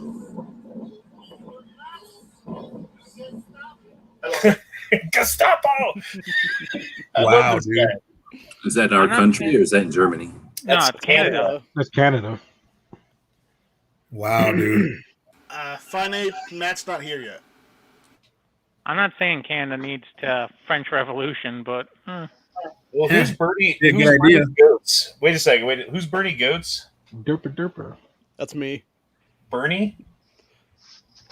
So you dropped out and now you're a different name. And we got a Derpy here. How's it going, Derp? Hey, good. Just woke up. Just woke up. What the fuck is going on in Washington or wherever the fuck you're at? You have morning wood? It's burning down. don't ask questions we don't want answers to. It was my birthday, so I just stayed up. And I'm How, like, how old are you there, little Derpy? 30. Oh, you finally broke out of the 33. 20s. Congratulations. It's all downhill from here. Yep. You can be one of them real boys soon. It was downhill from 16. What are you talking about? You're a real boy now. I was No, not there's no expecting to part- be alive right now. You go 16, then it's like 18. That's like, I'm an adult. And then you hit 21. You're like, yay, now I can, I'm old enough to drink. And like, Are those CCW and all ads? that stuff. And then you hit 25 and you're like, oh, rental car prices are lower. And then it's kind of, yeah. Were those ads or was that just somebody posted something? Mr. Guns and Gear likes to post things online because every time you buy an AK with his link, he makes $1. No. Up above that, the dog things, was those ads? Oh, that's for Dogecoin, the Shiba Inu. You can get free Dogecoin through Gemini. Is that an ad I'm saying? Is this one Yes. have ads in it? Yes. Yes. Oh, okay, I didn't know. So if I buy an AK, who gets $1? Mr. Guns and Gear. If you Sounds use Is it- that your that's your Discord? No, this is my Twitter. Oh, that's Twitter. So on your Twitter, there's ads for that dude's selling guns or something? Yeah, because it's whoever you follow. So if he's following Guns and Gear, who just Oh, he's does, following like, them. Okay. Yeah, okay. so all he Yeah. does is like He post made- he ads made that every mistake. fifth. Is this Every seriously a forum. picture of Mr. Guns and Gear? That's what he does. He stands there with a flag and a fucking bandana and stands there with a gun.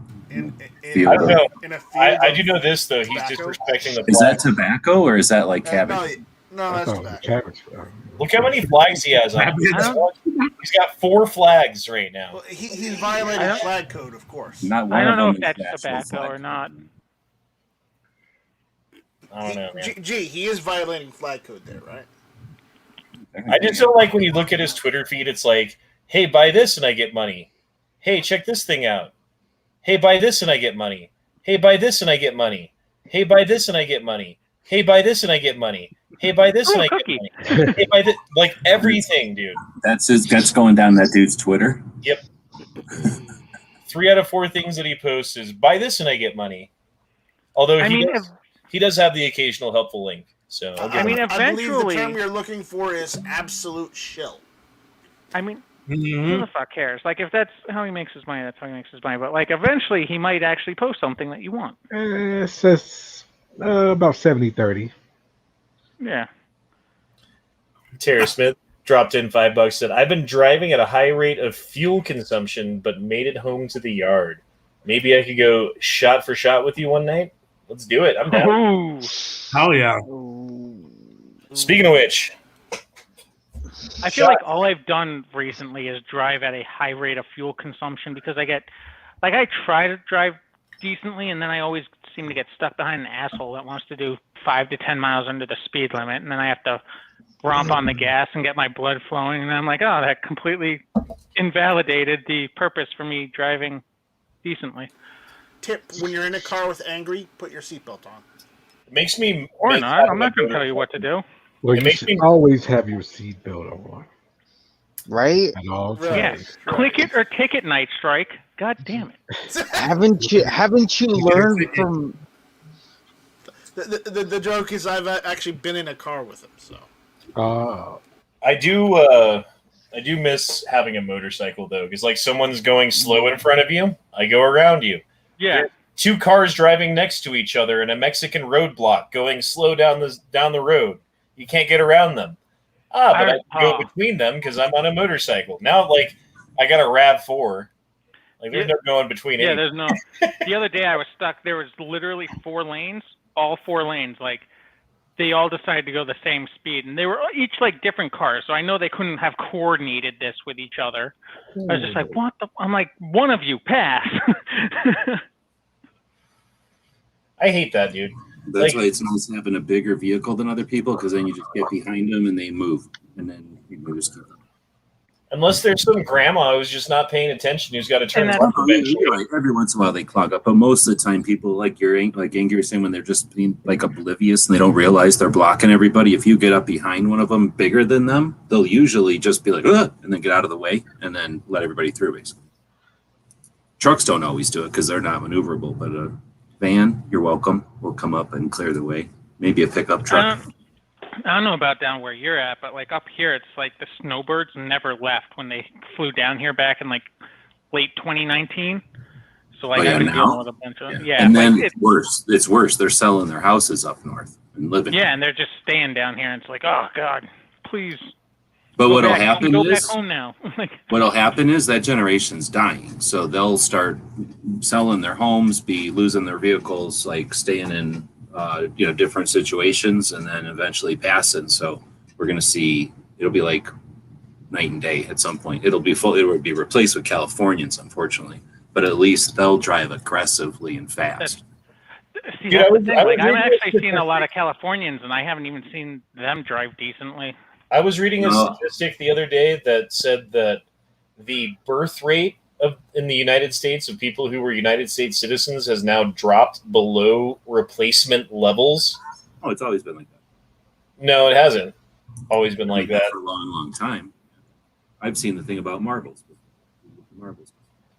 Well, they're saying that we will lose more people than are being. More people die in the United States than are being born in the United States every day. That's Well, because That's of the odd, 'cause I baby feel- boom, that has to happen because of the baby boom generation. Like when that generation dies, there's no way we can replace them without another baby boom. We kind of had a smallish one with the millennials, but like the millennials kids, I guess, that Gen Y, Z, whatever the hell they are now. But it's not going to replace them ever. Yeah, I feel like last year there was probably a baby boom because I know a lot of people that had kids because there was nothing else better to do and they were stuck home with each other. I don't know if it was a boom for sure, but at least I haven't seen any of you. I'm pretty sure there really wasn't a boom. There must have been babies born, but I'm like, you would think yeah. that somebody would be talking about it, right? Like, oh, because they're talking about how many gun sales and everything. Like, they'd think they'd be like, oh, there was so many more babies born.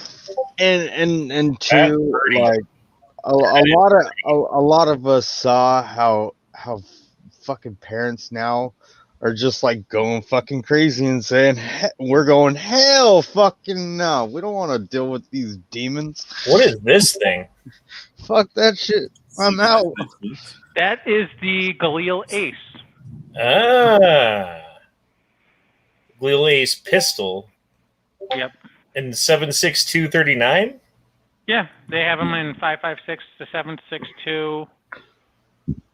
308. Just the pistols. The rifles I think are also in 308, but not the pistols. I don't believe. I do like the Jew guns. I feel like they're wrong. I like Maybe the original Galil, if they, not the that's the Ace. thing. Like, I think my nostalgia. If they called it something else, like the IWI whatever, I'd be like, okay, that's perfectly fine. But the fact that they called it a Galil, I'm like, it looks nothing like a Galil in my book.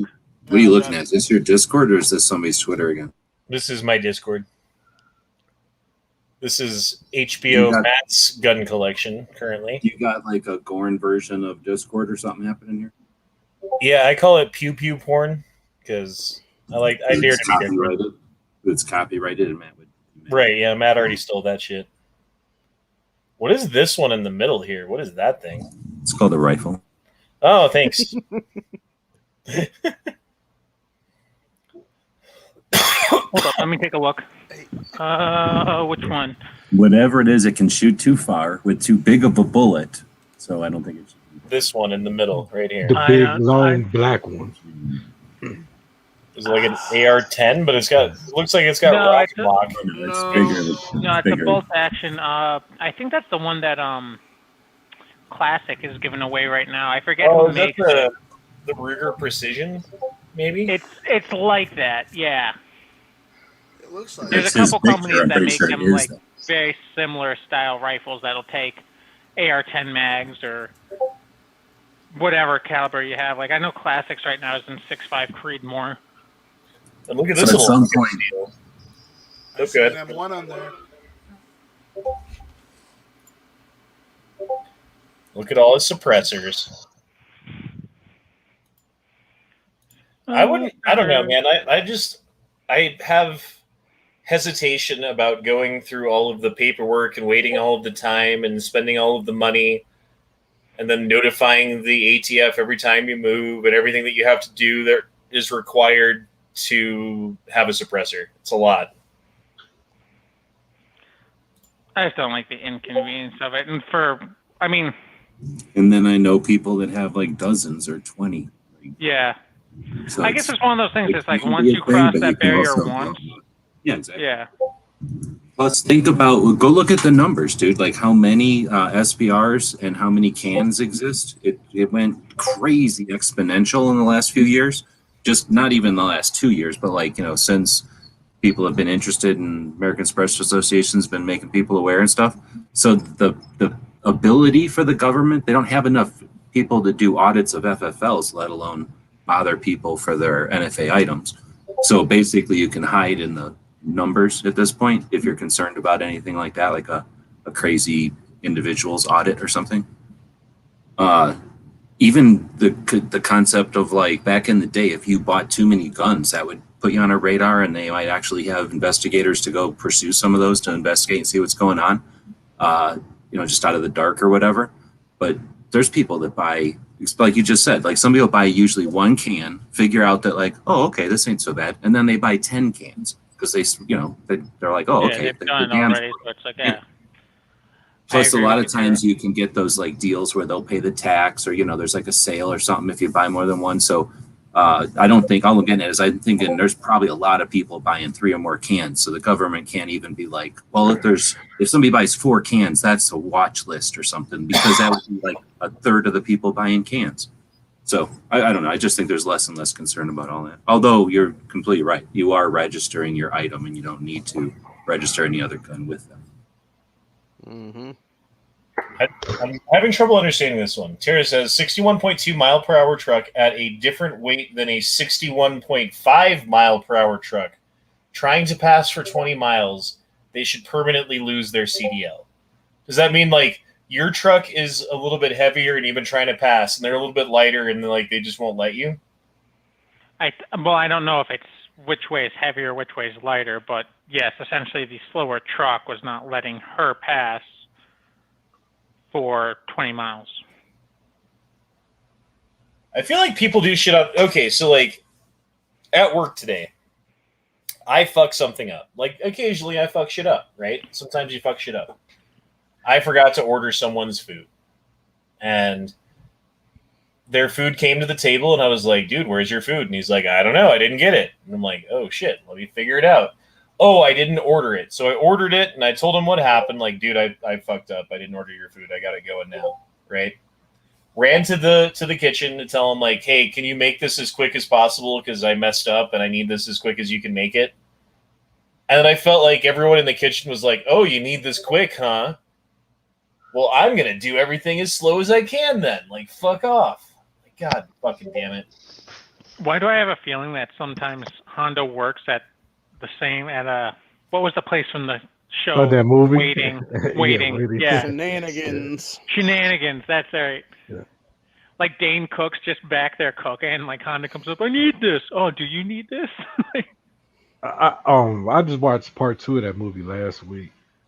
Oh, part 2 is not. Yeah. Yeah. Like they really tried to milk the success of the first one and failed miserably. God damn it. Fucking Dogecoin. Makes me upset. You said you weren't going to look anymore, and then you Night looked. Strike is out. Yeah. Good Night night. Strike, what did Dodge you do? Strike. Doge Strike is out. He needs his rest. He's a growing boy. Did he need some chalky milk? He needs his slumber. Yosh says, you see what's going on with Doge dropping like crazy. Should one buy a little again? I mean, I think it's about as low as it's going to go right now. What is it at right now? Then what are you saying? Like 50 cents, just over. Yeah. It went to Yeah, 70. definitely. Now is the time. Now is the time to buy in to catch that ride. Yeah. Everybody I know who's moping about it is like, oh, I could have bought it when I used to have 100 of them, and then I sold them when they went to 2 cents or 7 cents. So 50 cents doesn't seem all that low considering they started at like 0 cents or something. Right? Yeah, Well, I dude. mean, Well, it so just high. dropped from like 72 cents, though. You know what I mean? Oh, like just recently? Just Yeah. like in 2 hours ago, not even. Oh, well, that's a fluctuation. I mean, it could bounce back to $75 tomorrow morning or something. That would be awesome. If it was $75 tomorrow morning, I'm going on vacation. So Yeah, aren't there the I'm- same kind of things happening as with other, like in gold and with other things, like just the dollar? Like, don't people in Saudi Arabia just decide, give me $1 billion of some coin and then see what happens, and then 2 days later sell it, and just weird shit like that to fluctuate the whole market? Or does that not happen? I don't know. Has anyone ever done that before?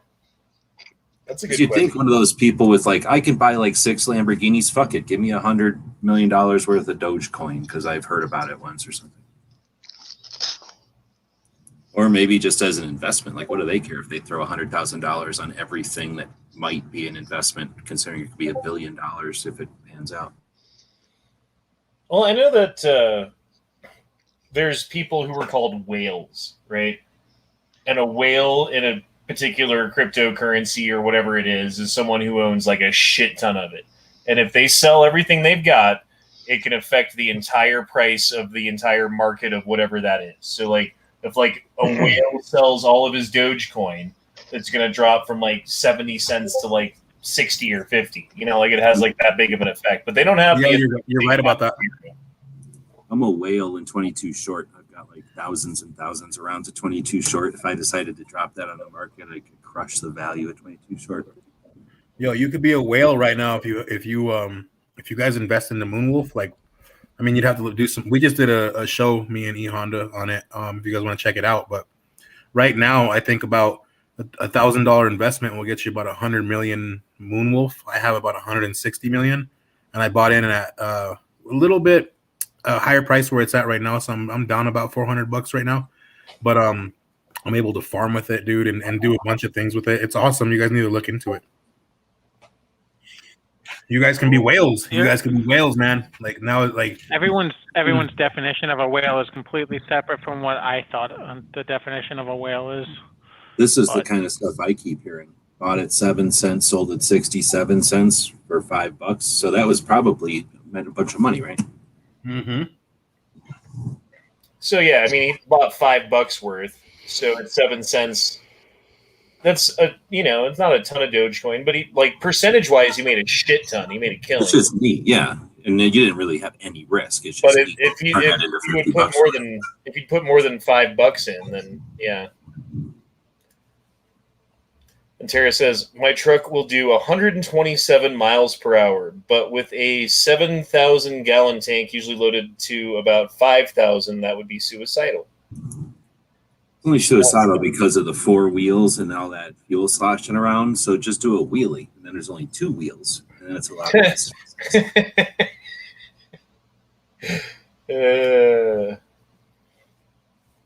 Yeah, and Boob Sweat, I wish that I had done things differently too, because I fucked myself on Doge. I should be way better than I am. Everybody I know bought it at cents and sold it at like 32, and now all I hear is like, if I woulda. I'm like, shit, tell me next time you're fucking doing this shit. I didn't know I could put $50 down a long time ago and make 300. I would have fucking done that, not bitched about it. Yeah, I mean, it's one of those things. I mean, it's just one of those things, man. I mean, right now there's something that if you put $50 into right now, you'd have a shit ton of money in like a year, There's shit out there like that, and no one knows what the next one's going to be.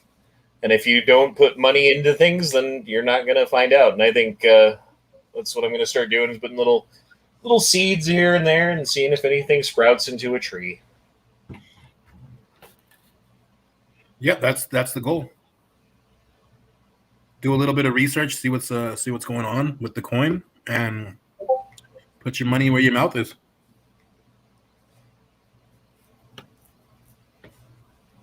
It's tough though. It's tough. See, Matthew Denovic says, most I had was about 500,000 Doge. Dude, think about that. 500,000 Doge at 72 cents was what it peaked at. So you had about $350,000 if you had held on to it. Which, again, it's coulda, shoulda, woulda, but I didn't. And shit sucks. But man, 500,000 Doge. I was thinking when it was 5 cents, $1,000 would have bought you, what is that, 20,000 Doge? So $5,000 would have been 100,000 Doge. So for a $5,000 investment, you could have sold it at 72 for 72 grand. That's hard to fucking be like, oh, let me just drop $1,000 in case it turns into 72, right? Like, because you're losing a lot of $1,000. Well, that was $5,000, yeah. Oh, 5,000? Yeah, that's even more. Yeah. Although you'd think people in Saudi Arabia and shit who can fucking buy like 7 Lamborghinis would be like, oh, that's all here. But then again, if you go back to when it was 0.5 cents, then your 5,000 goes to 500, and it was at 0.5 cents just a couple months before that. Yeah, everybody missed that ride, except for the early investors, man. Like, sucks. Yeah, there's a girl that I work with who bought in at 0.5 cents for, what did she buy it for? A couple $100, not very much, but it was at 0.5 cents. So she got like 20,000 Dogecoin. And she's just held on to it for dear life through all of this shit. She still has it. She won't sell it. I think she's waiting for it to go to like $10 or something. Caliber knowledge test and pew pew porn. Ooh, that could be interesting. I'm afraid. You should be. You should be. New York legal. You should be.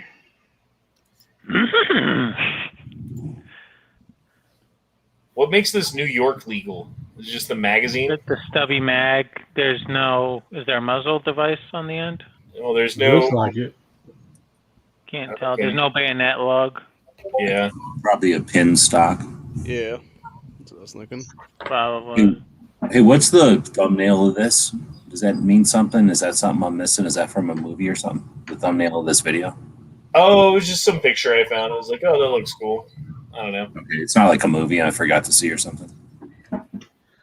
What caliber is this? What is that? Something that comes out of 308 or 30 odd, well, 308 probably. 30 odd 6. 3030 Crag. It's got that weird round nose to it. Seems longer to me, but I could be wrong on that. Can you enhance? We don't know how big his hand is. But Enhance. A tiny hand or a tiny hand? Enhance. Yeah. Does he have? It definitely looks like hands, it looks like it's been smashed, right? Like smashed into something, so it's mushroomed a little bit at the shoulder. Yeah. I think it's a 308 neck or maybe a weird 308 projectile or a 308 neck to something else. That was my guess. Was 3030 Crag. Maybe. Or Yeah. 3040 Crag. Sorry.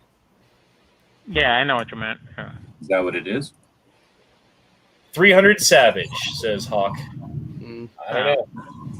Well, if Savage would give us a fucking answer, we could fucking tell it right. Maybe he's waiting for someone to guess. Is 300 Savage necked? Mm, I thought it was. I don't know, dude. I feel like I you're don't making think fun of so. him. It's a 300 Savage. Okay, it is 300 Savage. Okay.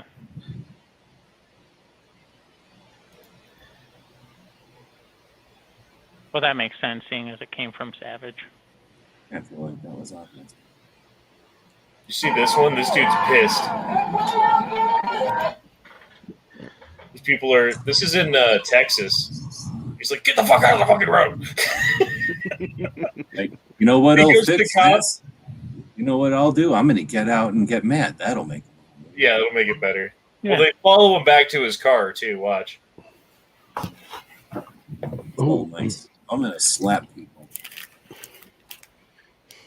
And You know how inconvenienced I am. He almost got arrested for that. I think if he had slapped that girl's fucking hand. Oh yeah, that's assault. That guy says legal observer in that. Yeah, I don't think that's the way to react. no. Fucks up. Again, this depends is on what why- kind of day you had. This is why it's great to have a motorcycle, because you could just go between the cars and get around Yeah. the trouble. Goodbye. Wow, dude. Wow. She's What's this world coming to? I mean, Yeah, I'd be so more we're not- concerned from the other we're not- lanes because I saw someone in a Mustang. So We're not allowed to park under bridges here. that car is Man, how just. far did he walk up? See, now Yeah, oh everybody shit, starts like he- following him. It's like you just made everything worse for yourself, man. I don't know. Plus, he brought like it was all over there, and he's like, "Oh, you know what? I'm gonna walk fucking half a block down and fucking complain about whatever the fuck's happening way down there." I mean, it's probably backed up that far, but I was driving around minding my business today, and in front of one of the police stations, in fact, the same police station where the only Arizona gun buyback has ever happened in Tucson, there was a bunch of people out there, and they're all making a commotion. And I'm like, "What the fuck is it?" You know, I didn't know. Is there something happening? Is today an anniversary of something or anything? So I'm like, "What the fuck?" And they're over there with yellow flag, right? A fucking don't just tread on me. Is there a name for that? Is that the Gadsden flag?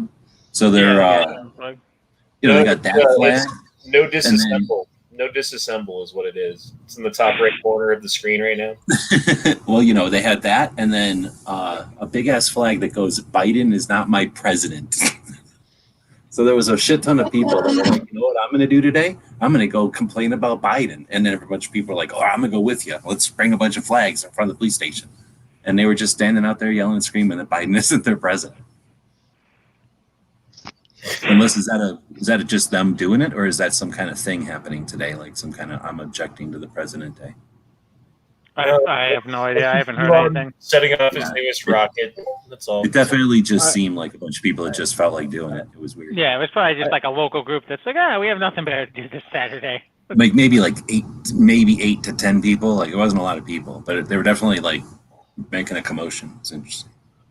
I love the fact that the right is doing exactly what the left was doing in 2016. Just saying.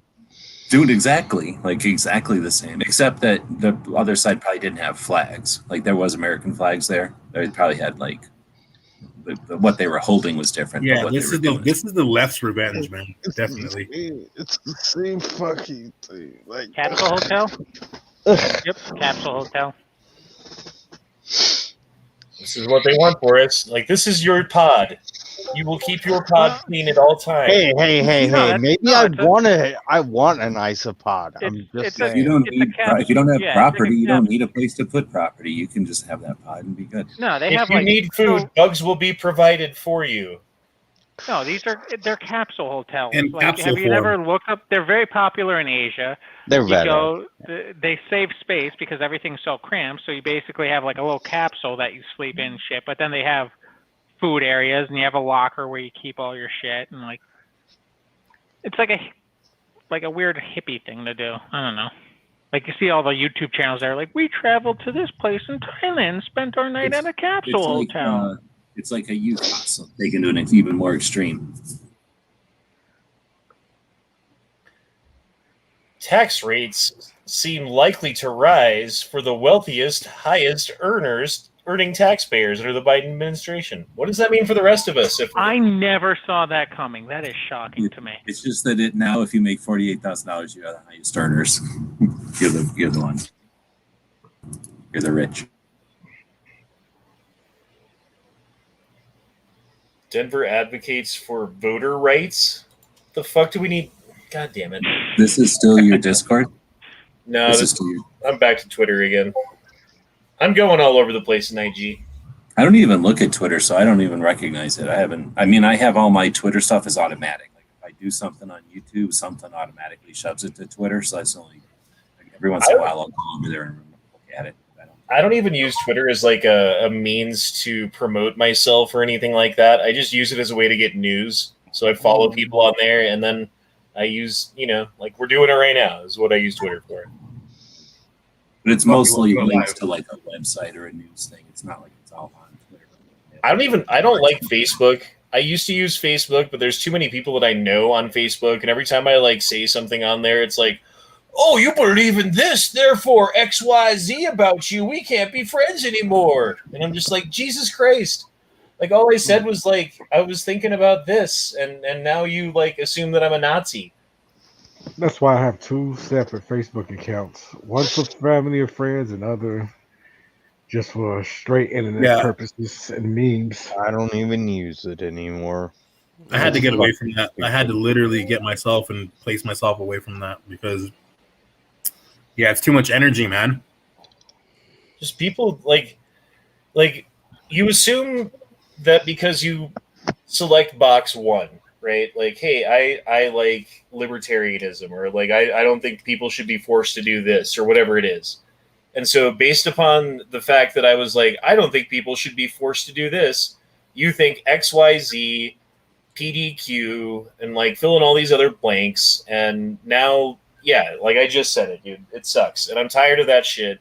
And people need to stop like labeling each other for their own conveniences and then getting angry about being labeled at the same time. It doesn't make sense cognitively. I feel like everybody who labels should be considered a labeler. Yeah.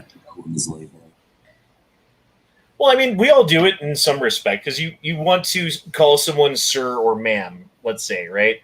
And it's not because I'm like trying to be like, well, you look like a ma'am. It's because I'm trying to like low resolution thumbnail image, put a label on you so that we can all move on with life and like not get caught up in that weird minutia. That's why those things exist. But what ends up happening is everyone gets fucking, I don't know. I'm tired of this shit. I know that. Let's drink some more. Attaboy. There you go.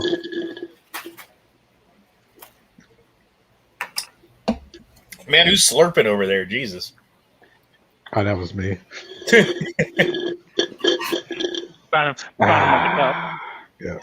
What are you drinking? That fucking that crump shit again, or whatever it is? Your Sprite and top medicine. What's that shit called? Lean. Lean. Yeah. What you call it? Why did I think it was called crump?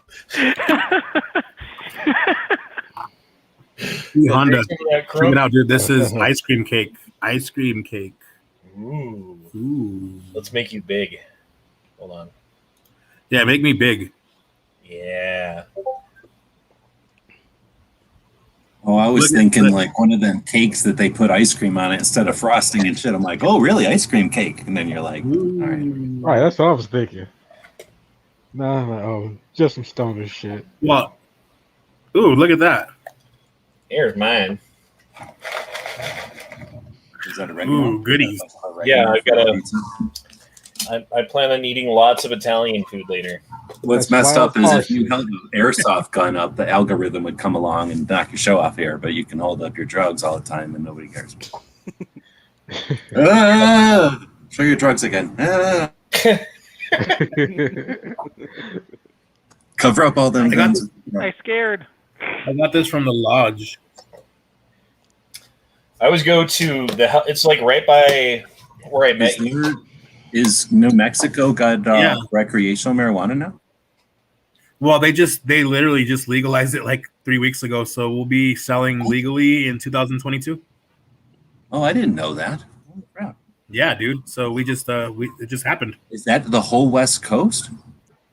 I don't think it's the whole West No, Coast. Utah. Well, let's see, Utah. bro. It's Arizona, In Idaho, I don't New think. Mexico, Montana is, and Washington and Oregon are, and Nevada Washington, is. Oregon, or Nevada is. Yeah, I guess, dude. What? Like, who else? It's just Utah. It's just Utah. I mean, Utah has medicinal. I think. Idaho.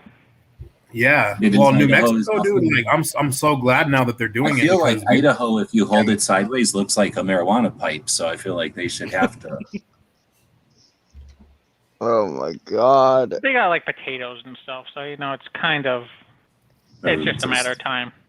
All them French fries, you'd think that it Yep. would just be inevitable. Imagine if they like put all of their potato production into weed production. Idaho, they make a shit ton of money. That's a bunch of farmers, dude. They lean Right. into it. They're like the McDonald's happened because of Idaho. Yo, dude, I just picked up this shirt. Dude. I'm like so in love with it. Boys in the Hood, Yeah. Oh, that's old Look at- school. right? The VHS. What? I've got Doughboy on the front. It's always that Doughboy. scene where he's running away and he gets shot with that little shorty double barrel shotgun. Yeah. This Ricky! kid right here. That's Ricky. Ricky. Yeah. Ricky. Nah, man, he's about to go to college. Nah. Yeah, I love that movie, by the way. But I bought this shirt for like $10 today, and I'm like super happy. Oh, nice.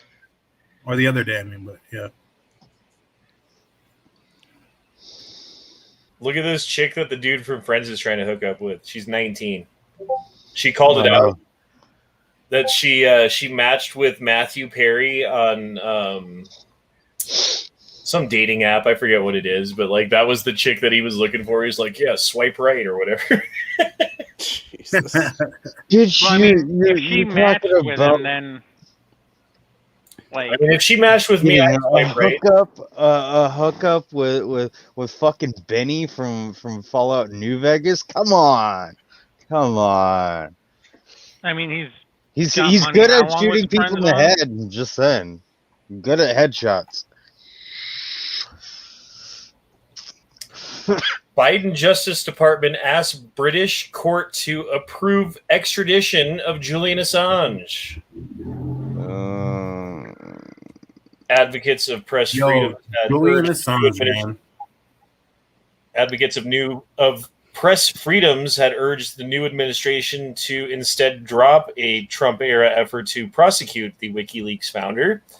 However, Julian Assange will be extradited to the United States. There we go. I guess it's better than sitting in what countries. Whatchamacallit? What do you call it? Embassy? He was in some embassy for fucking like 5-6 years, and he couldn't leave his room because if he did, like, he might get arrested. I don't know, man. That's like worse than jail in a way.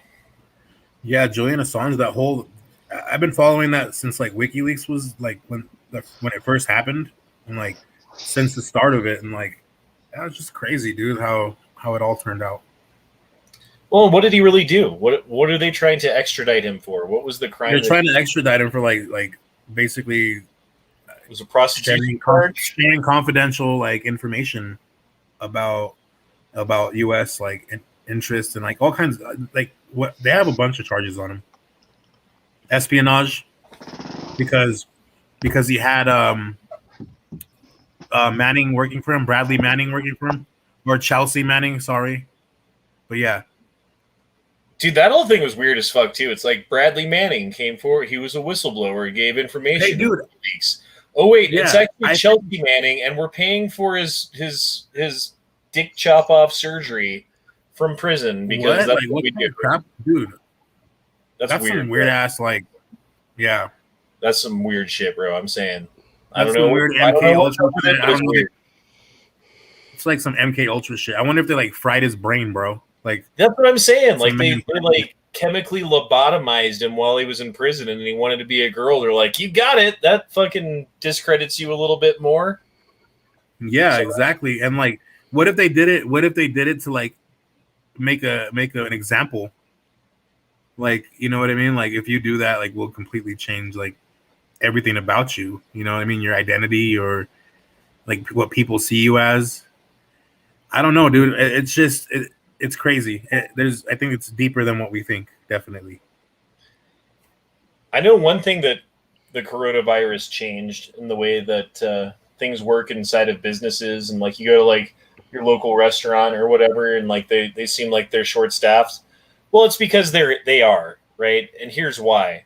Because any day you can show up and be like, I don't feel very good, boss. And now by law, they have to be like, well, no matter what it is, you have to go home. So like people have learned this. They're like, well, it's Tuesday. It's Tuesday and I don't want to work. So I'm just going to be like, well, my head hurts and I feel like I have a fever. Like, okay. Maybe people should actually pay for their shit. Not my job. Do they my get job paid? like, so are you still coming in? Better. Like, God. No, you don't get paid for it, but like now I have to pick up your fucking slack for the entire night. And you know how many times I've called into work since we've been reopened? I'm gonna Zero. say none. Zero. So is it like you don't have to worry about sick days, or like you can't hold people accountable for how many days they take? Is that what you're saying? No accountability. Yeah, that's it's basically because there's definitely people that'll be like, oh, my kid, like whatever, like every excuse in the fucking book, just and like, you know, I kind of need the money, but I don't, so I'll just use every excuse to not show up. They roll in like Derek's doing later. I think they're gonna have to like literally hire more people. They're gonna have to hire more people so but that the they thing can is, be like like people replacements. aren't taking the jobs.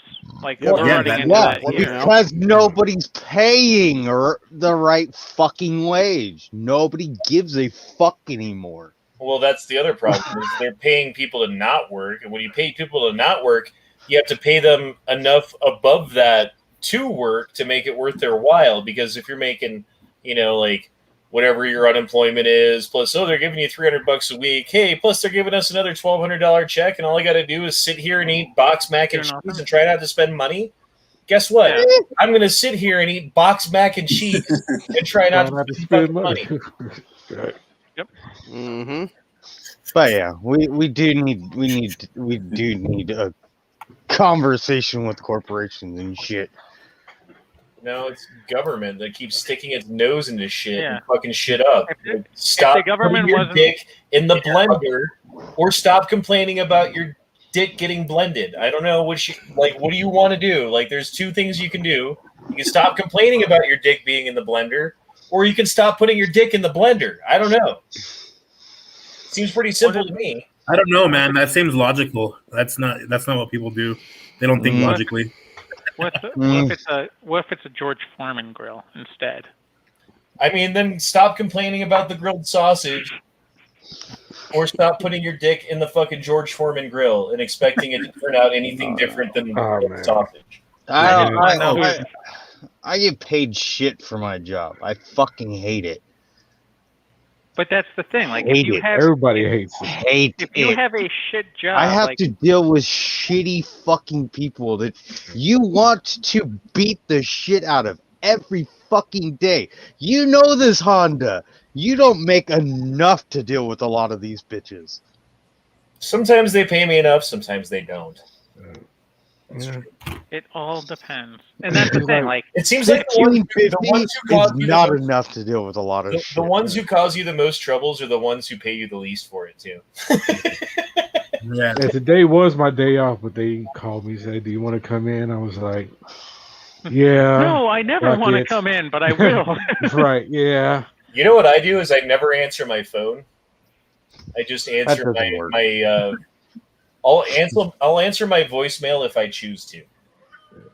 But that's, I mean, Well, I did let my phone ring 4 times. But my thing is, I don't call into work, so why should I cover other people when they do? You know, like, well, they don't. They're not going to help you out. They'll never help you out when you need it. I'll give out these favors, but then I'll never get the favor back. So why should I do the favor? Ever, you'll never get it back. The only time I ever really did that type of stuff was if it was like I needed the money or something. Like if I needed the extra hours, like I'll grab the extra hours if Joe Blow calls off or something like that. Which is why I'll check the voicemail, but I won't answer the phone. Yeah. Oh, I would always do that too. I'd check the voicemail and I'd be like, what are they calling me for? It's like, oh, okay, they just needed, like, I forgot to do some paperwork or something. Okay. Or if it was like, hey, can you come in? It's like, I don't really need the money right now and I have other plans now. Or if it was like, I kind of need the money, I can spare an extra 4 hours right now. Sure, fuck it, why not? Yeah, last time when they asked could I come in, I just tell them flat out no. They was like, why? I was like, I just don't feel like it. Yeah. Right. I didn't even have no excuse or whatever. You know what you tell them? I'm drunk already. And literally, they can't tell you to come into work because it's against the law. Yep. Sorry, I've been drinking. I started drinking when I woke up today. Oh, last time they called me in the middle of my concealed carry class. Phone just started ringing in the middle of the class. I was like, oh no. Man, I had to get my charger. My laptop was about to die. I didn't even see that. Oh, you're good, man. So what's coronavirus looking like in your states? Is the numbers going up or down? Are they staying the same? Or are you guys looking like you're going to open up all the way? Or are you going to shut down again? What's up? Here's the thing. I think no matter what, I think no matter what state, they're always going to be going up. Like, because that's what you hear reported is like it's going up. You're not going to hear reported like, oh, they're creeping down to record lows. For all the same reasons. Like I hear that all the time. They get more money if they count it as that. So there's no incentive to not report things is the thing, right? So anytime they can, they're still going to, right? Yeah, totally. Well, they opened up Six Flags back in Illinois here. So Six Flags back up and running.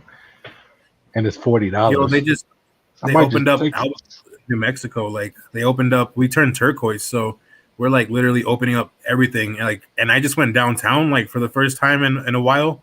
And since the start of the pandemic, I haven't seen that many people on the streets. It was crazy, dude. Like so crazy. Thousands of people on the streets that dancing together, and like it was insane. Yeah, Arizona's back open up for the most part, and I'll be able to inform you more about PA next week. Not down here. The governor says you can do whatever you want, but in Tucson, the guy said everybody's got to still fucking do these things. So all the stores still have their stupid mouth. Dude, like here, like they have, like a lot of the stores still have the signs up, like you need to wear a mask, but a lot more of them they don't harass you as much if you go in without one as they did before. Some of them still do here and there, but for the majority of them, they're just like, fuck it. Like at this point, they're like, no one's wearing a mask. Dude, this reminds me though, because like it's only a matter of time until you're the place that you work at, or hey, you want to take a flight? It's already like that with a flight. Or, hey, you want to take this Uber? You need to show proof that you've been vaccinated. And if you don't show proof that you've been vaccinated, you don't have a job. You're not taking a flight. You're not getting your Uber, whatever it is. You don't have to show proof of vaccination for flights yet. International, I think you do. And that depends on the country. So most countries want that. It's not on our end. I'm just saying they're pushing for that shit hard right now, and like they've got all of these vaccination sites set up. Like I don't know about your states, but all over Colorado, and every day they're like, we have people who can give you a shot right now just waiting. They're going to have to throw these vaccines away because they're not using enough of them. Please come in and get your vaccine.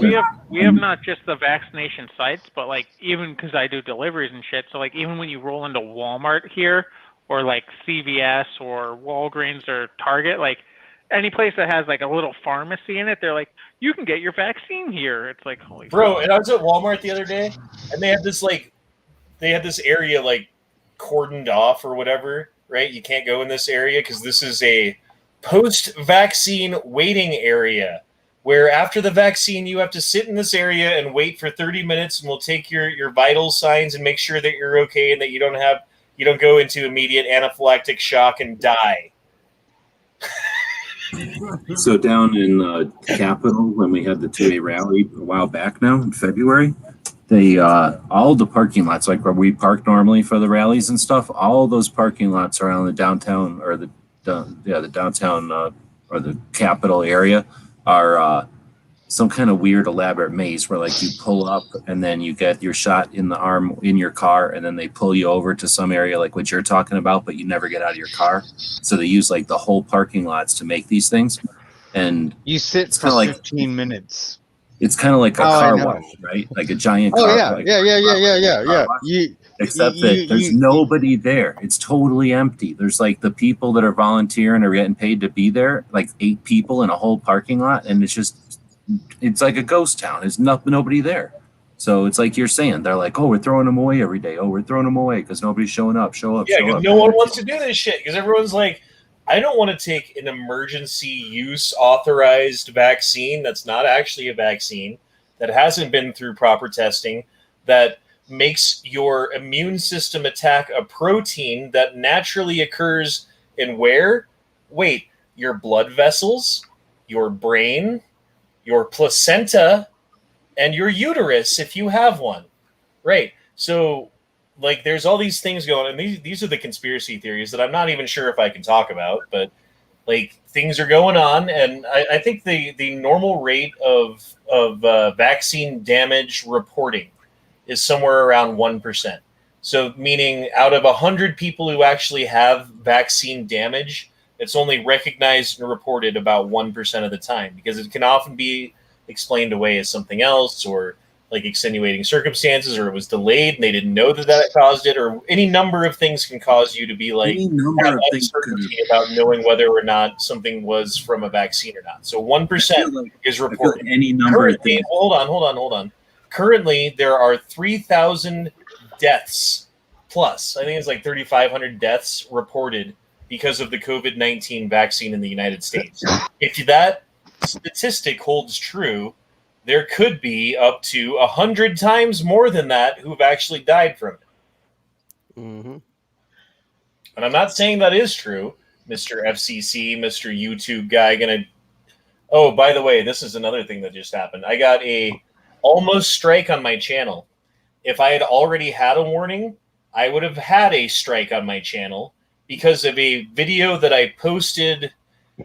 It was a year ago about what I thought was going on with the vaccine. We did a live chat, and I did this little like I cut down a little fucking blurb from it, right, about what was going on, and then I made a video out of that. And like this is like just this little side video, and I posted it and went on with life.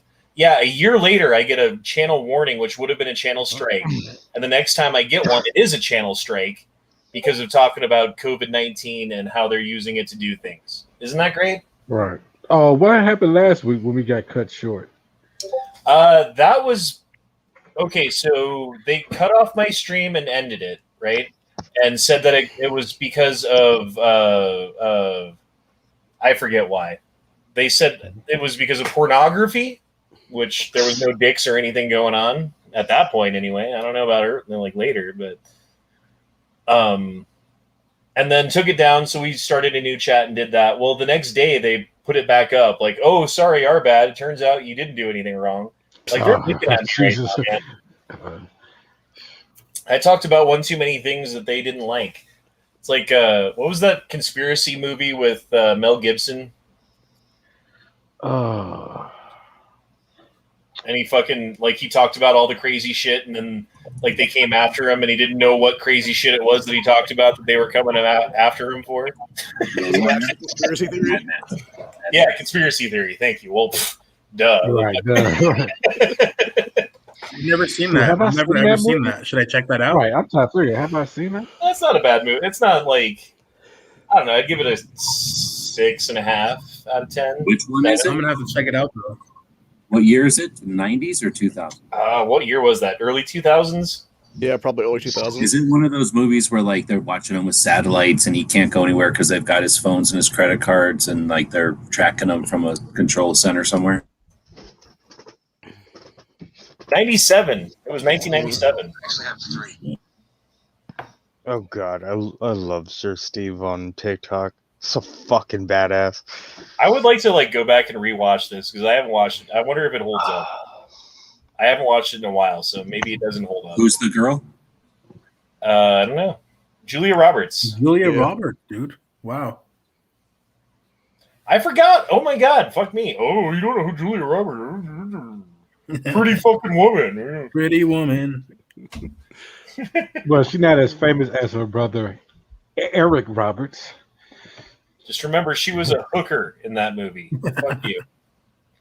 And the dude married her. Elegant hooker. Can you imagine that? You're like a Wall Street millionaire fucking investor and you marry a hooker? Like, you got problems, bro. I don't care how pretty she was. What a classist. That's a cocaine move. That's a cocaine move, bro. My mother was a prostitute. Drugs are a hell of a thing. I mean, if she gave you the best sex you ever had. I mean, if it was that good, I guess. But in the back of your mind, you're always going to be thinking, like, where did she learn that? Cocaine and hookers. I got pretty low standards. I'll get over that.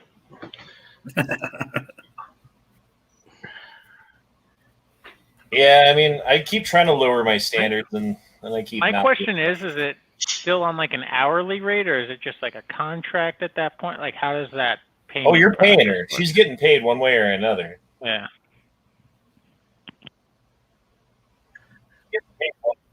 I know with escorts, I think you could pay them just for the day or weekend, like all at once. See, here we I'm go not again. saying I know. New York City restaurants can't find staff due to Democrats' unemployment benefits. Well, that's Sean Hannity talking, but due to unemployment benefits. Yeah, because everyone's getting paid too much money. And, like, you can pay me a little bit more and I can work 40 hours a week. Or I can sit here and eat boxed mac and cheese and everything's the same. Yeah. It's to the point where corporations need to fucking pay their workers the right way. The right amount for what they're fucking doing. Or stop the government handouts. A lot of it's not even corporations. It's mom and pop shops that can't find anybody. It's little restaurants and stuff like that in like every state right now. Well, and you're talking like they're short-handed and stuff. It's like, hey, do you want a little bit more money to go to work and also be super stressed out and overworked at work? Like, instead of just being like what it used to be like at work? Bro, how much incentives can you give when like you're already broke, you know? Like, things are... Oh, no, I get you. I'm just saying it's just difficult for the business owner to compete with that when it's like, hey, come back to work and it's going to be stressful and shitty and I can't pay you good. Like, please come back. Like, what are you going to do? You know what'll happen? This is the kind of shit that's happened in the past. You know, it's pendulum swing. So what'll happen is they're going to start saying like, oh, we'll give you health insurance or we're going to give you a car. Or they're going to come up with some incentive that, or maybe some kind of Uber pass. You know what I mean? Like there'll be something that, and all of a sudden it's like, well, I'm not working there unless I get my Uber pass. And then all of a sudden everybody will be like, oh, I got to get a job because that's how you get a cheap Uber pass or whatever. Netflix. Yeah, well, we were talking about that last week. Like I heard it on the radio. Uber Eats is so short-staffed on drivers that if you do 10 deliveries, they're going to pay you $250 extra on top of whatever money you make, on top of the money that they already paid. Did you do that? They done fucked up like a year ago for me. I haven't had a day to just do whatever I want anyway, let alone to be like, well, let me just drive all day to make an extra money. I should switch over to Uber Eats then. Oh, $250 in a day is... The funny thing is, you may say that, but I did drive for Uber and fucking a Grubhub or something like that, you don't get shit for any payment really. You probably make $1 a fucking delivery, if that. Like the majority of that money goes. The point wouldn't be to make a bunch of money and be like, I'm going to be an Uber Eats driver now. It would be, I'm going to do 10 deliveries and do the minimum amount of work that it requires. $250 for you to give me that $250 bonus. And as soon as I get it, I'm never going. It depends on the app and your location too, because I DoorDash all the goddamn time, and I average about 20. I average about $20 to $25 an hour on my door dashing. See, and that's not bad. You're sitting in your car. Your wear and tear on your car? No, well, that's the thing. That's the for wear and tear on my vehicle, because they don't pay you anything. Like, they don't give you a gas card or anything. Because you got to take, like, somehow there's got to be a way to do math and like figure out the depreciation that's happening. I did. So like for me, it's about for every. Did you get a shitty car to do this, or are you doing it in your car? I do it in my car. So my car is like, if I had a shitty car, it would be a lot less wear and tear and gas on, because of what my car is that I use. So for me, it's like for every $20 I want to actually earn, I have to do about $25 worth of deliveries. And since you're using your Jaguar, you know, it's pretty high. Well, now, are you doing the Uber thing where you can use your car to be the fancy Uber? No, I'm not. No, because I don't have enough space in my car for an Uber. Because I only have a so you two-door. drive a Lamborghini? Okay. See, I can go like I don't think that's cost effective if you're doing DoorDash on a Lamborghini. So I have the kind of car. It wouldn't be. It's super fast though. It's like I'll get it to you hot, no matter where it is. It's ironic that I have had several customers comment like, "Holy shit, you got this to me really fast." And I'm like, "Oh yeah, kind of what I do." I used to drive my Mustang. I mean, I have the kind of car where here's what I would suggest. If you're doing the Uber thing anyway, then do the stuff like in that movie Transporter. Make more money. Like, I have the kind of car where I could totally Uber and be like the Uber XL, like fucking nice one, you know? Like, oh, you want foot room and like space to transport shit and ability to hold lots of people. But I could make more money at it than like if I had a Prius, right? Right. But I don't want to put my car through the wear and tear. I don't want to drive on a Friday or Saturday night when it's like drunk people need to get home from the bar and like 21-year-old girl might puke in your car and accidentally pee in your seat. Like, great. That's exactly what I want in my car when my kids get in the back seat and I take them to school. You know, like some fucking hooker fucking pee. We've talked to Uber people in the chats and stuff, and you can do like the beginning of that when people are Ubering to the bar and just work that shift and then sign out and don't pick people home when they're puking and shit. Yeah, but that's when you make the most money. Is it 2 to 3 when everyone needs to get home? Probably they tip better when they're drunk or like, oh, sorry, I puked in your car. No, like like if you're an Uber driver, that's when you want to be the Uber driver because you're like guaranteed to make money and you can work for a couple hours and make some money and then go home. And all I'm saying is I knew people that Ubered and they didn't necessarily, they just Ubered at the times a day that they felt like it. And that's how they made their money. They could have made more, but they also would have been stressed out and it would have bothered their cars. So that's what I'm saying is there are ways to do it just when you feel like it and just make enough money to make it worth your while. Bro, I feel like the people who use Uber all the time are fucking stupid. It's like if you need to use Uber every single day to get to work and back home, and I know people who do that because they don't have a car, and that's how they get to work unless they take the bus, and they hate taking the bus. It's way better to take an Uber because it's quicker and more convenient. And yeah, so I know coworkers who do that. Like, there's people that are probably late or like, oh, I got a big package today, so I'm just gonna bring Uber instead of driving it on the bus or stuff like that. Where it's not, but I'm sure there's not, and you can't have enough money to take Uber every day to work. I mean, no, they do. They take an Uber to work every day, and they pay $30 on the way to work, and they pay $30 on the way home. They're like, well, I made $150. They're like, I made $150 for work tonight, minus my $60 for taking Uber to and from work. So I made $90. Cool, I got $90. Oh, you mean you work with people like that? That's what you're getting. Yeah. Oh, okay. And it's like, okay, if you do that 4 days a week, that's 6 times 4. What is that? 6, 12, 18, $240 a week. That's $1,000 a month. That's I thought you were talking like $1,000 a year. That's a nice fucking car. that you can drive around, and then you don't have to call an Uber. And if you want to go to the store, you could just go to the fucking store. It's super easy. Yeah, but it's the same as people who live in apartments. There's people that are like, I don't want a car and have to park a car, and this way I can get. It's like having a chauffeur or something, I guess. If you can, like, if you're saying if you're making enough money, I thought you were talking about like lawyers who had like a ton of money. You're talking somebody who's like definitely throwing away half their money just to get to work. I think some of them it's because they had like a DUI or whatever, you know. Well, you would think maybe they'd carpool because you can Uber and save a couple of bucks if you get like 4 people in Uber, but still, whatever. People are dumb. But anyway, that kind of Ubering, you're not going to get that kind of person puking in your car. It seems like something like that, you'd probably get potentially just park in front of their house every morning and almost take them to work every day, right? Yeah, but they're like, if you're taking the Uber every day, are you tipping? Well, that's a good point, yeah. And these days, you can't carpool right now, can you?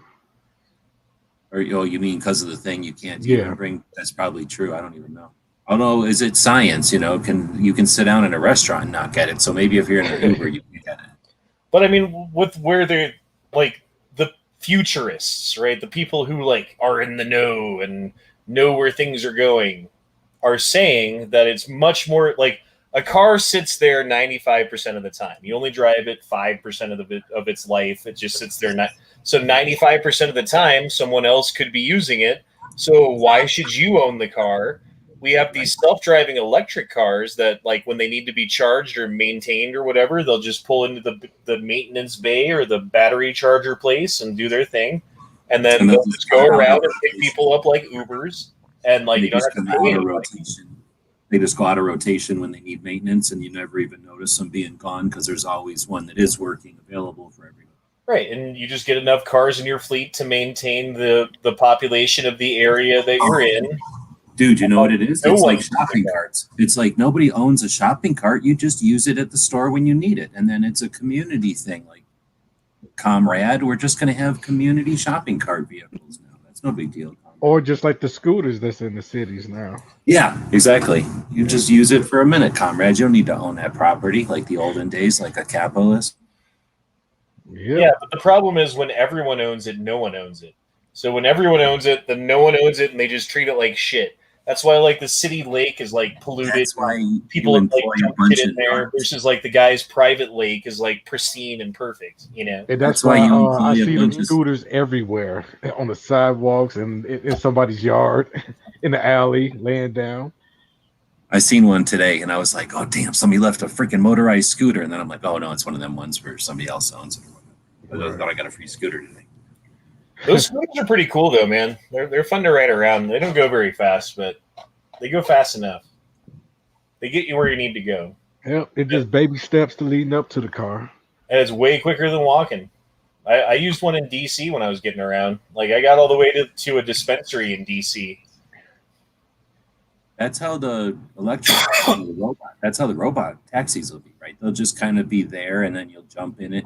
Just like in that one movie or whatever, and you'll just say, go over here, and it'll take you there, and you get out, and then it probably will make like some kind of antibacterial mist happen or something, and then be ready for the next person. Yeah, exactly. Total Recall. What's called like a Johnny Cab? There's been a couple. Yeah, exactly. Yeah, that one. Johnny Cab. My Robot. You have entered a Johnny Cab.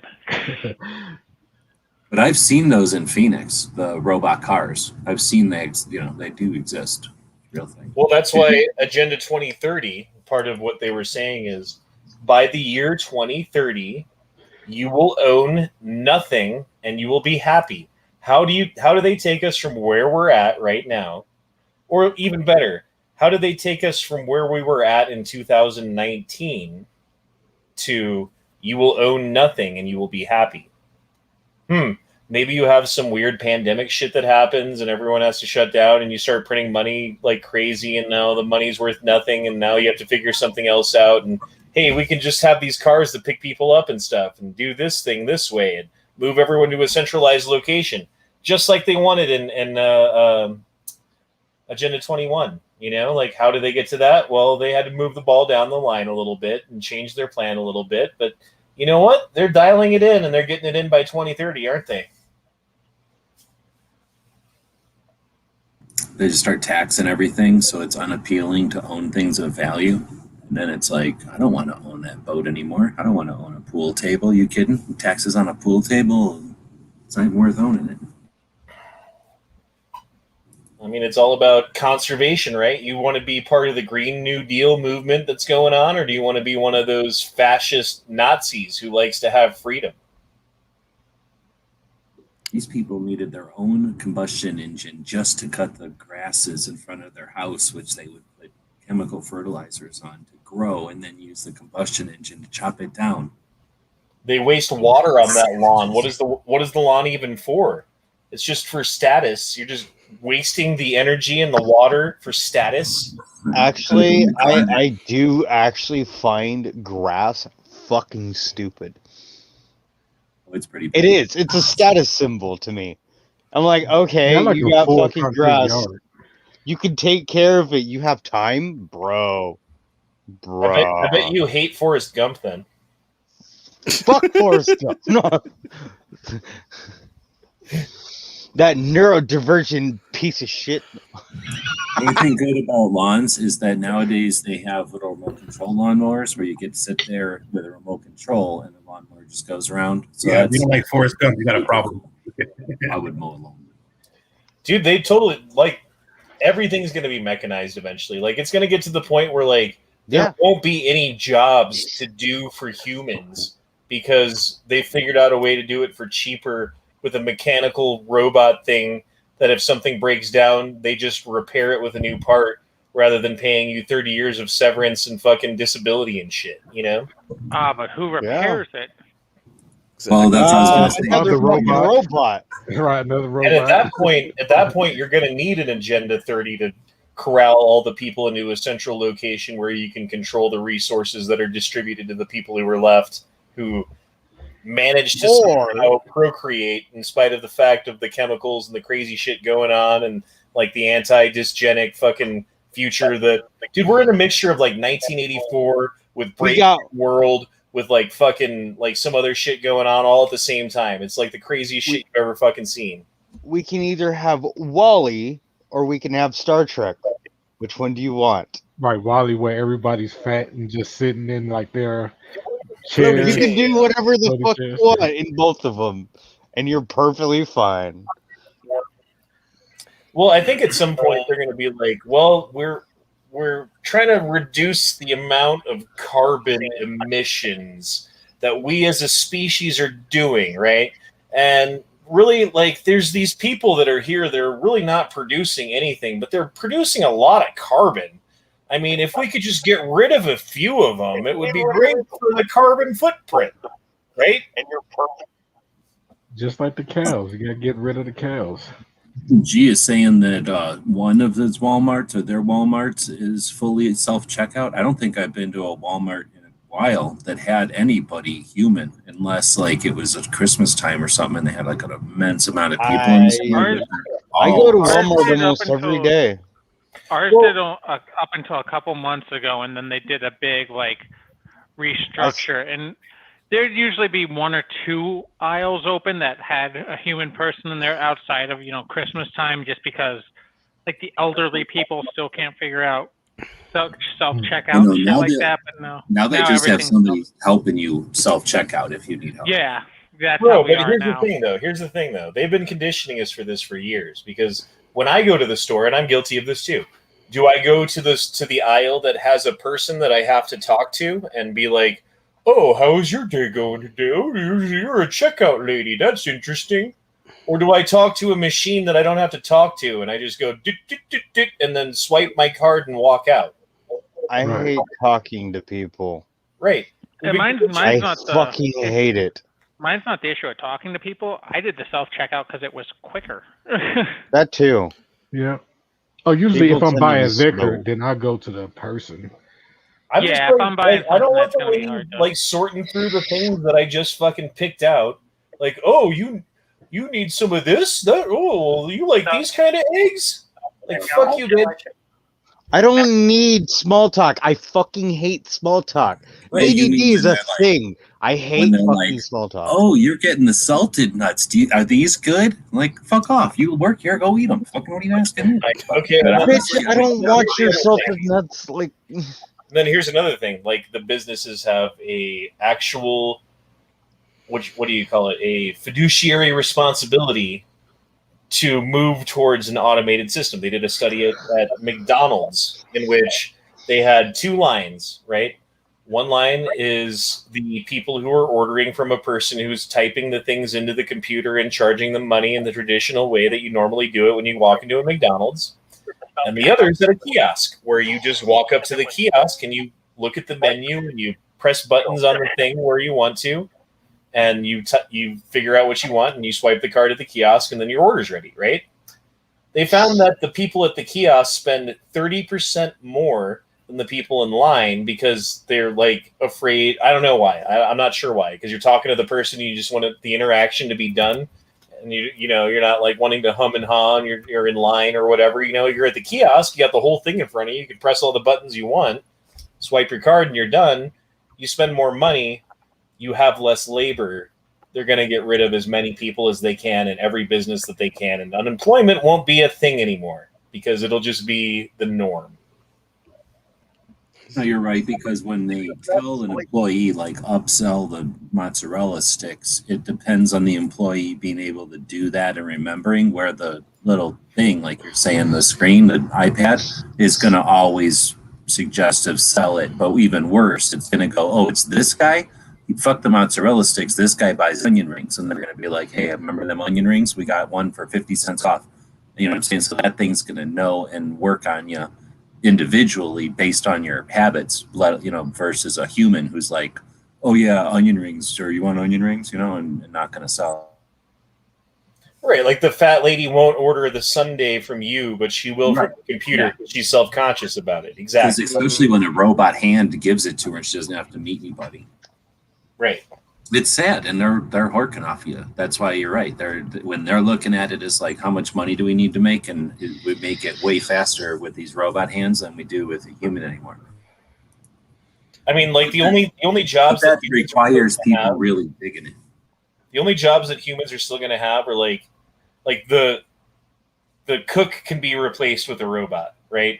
Like the order taker at a restaurant can be taken over by a robot. Sure. The guy who cleans the table and like takes the dishes back to the dish pit can't be replaced by a robot yet. As easy. Yes, it can. As easy. Not yet. He said yes. Yes, it can. I said it can. Making money off now. Making money off of donating sperm. I think you still have that job. So basically, like, but who needs sperm my job's going to be reduced to take this plate from the kitchen to the table, take this plate from the table to the dish pit. There's a place here in town that's it's like a well-known truck stop from all the time. I don't know if I told you, they remodeled into like a 50s diner kind of look, right? So they remodeled the whole place, and it's like been that way forever. So it's a big deal. Went in there to try it out, and they got booze now. They've got like, when you go to, I've only ever been to Fuddruckers and seen it, where it's like a video game, except it's the soda dispenser, and you just start clicking buttons, and it's one spigot, but it dispenses every kind of product. It's like that, except it's a bartender. So you just go up there and poke whatever drink it is, and it just spits out, a screwdriver or a martini or whatever, margarita, whatever the fuck your drinks are.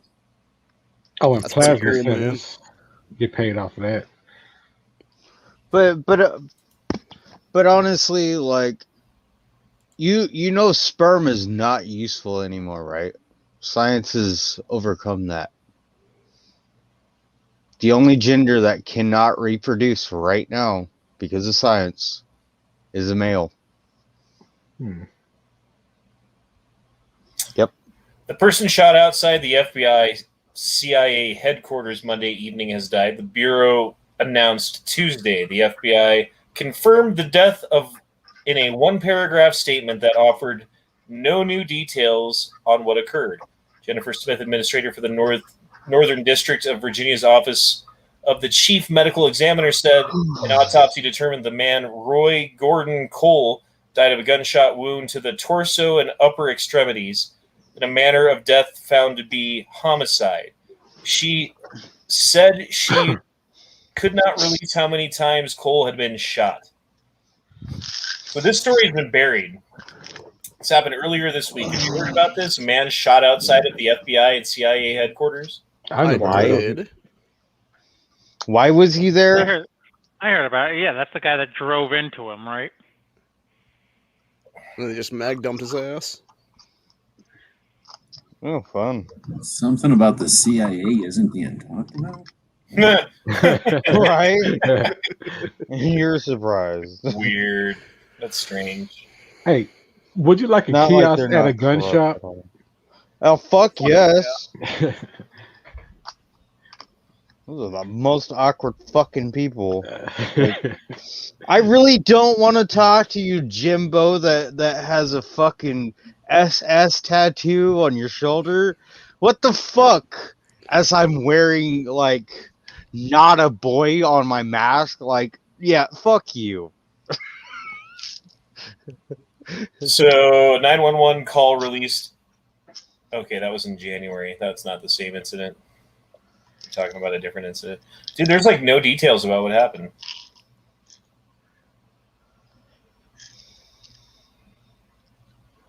Just disappears.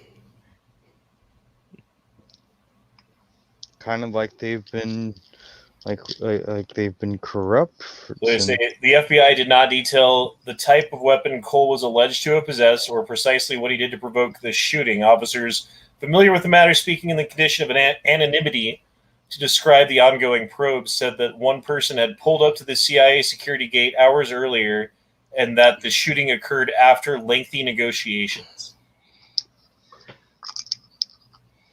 So they're not releasing any details. I'm sure they have video of what happened. They're not releasing that. The dude was shot multiple times. They're not releasing how many times he was shot. And the story has gone away and is not in the mainstream media whatsoever right now. There you go. You're surprised? No, I'm just reporting on it. I'm a reporter now. That's what I do. Actually, I really like Mike Cernovich. This guy, he's the man. He was talking about running to the California governor. He should. I know that, who was it, Richard Grinnell, one of the Trump dudes, is also talking about jumping in that race, too. I mean, is it Newsom? Yeah. The current governor? Nancy Pelosi's nephew. And Nancy Pelosi needs to fucking step down and retire and let someone else do something for once. Right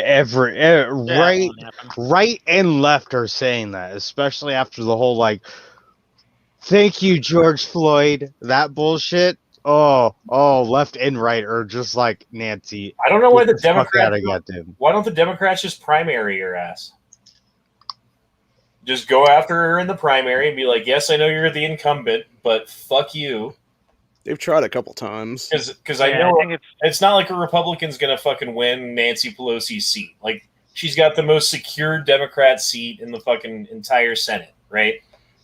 But that doesn't mean that another Democrat can't dethrone her from her fucking forever fucking seat. But you know, whoever does that's just going to be another bought and paid for fucking shill. Yeah. Well, you know who Debbie Wasserman Schultz is, right? It might be AOC. The guy who was running against her like a year or two ago, they found him washed up on some Florida beach. I mean, maybe you should have learned how to swim. Sometimes you wash up on a beach. I don't know. There's only one way to settle this. If it one man enter, one man leaves. I mean, honestly, it'd be so much better off if we just force people to be in the district they're actually for the actual person of. Because Pelosi and Waters are both not in their own districts. They live in some mansion like 20 miles away. Murders in New York City are up 32% from this time 2 years ago.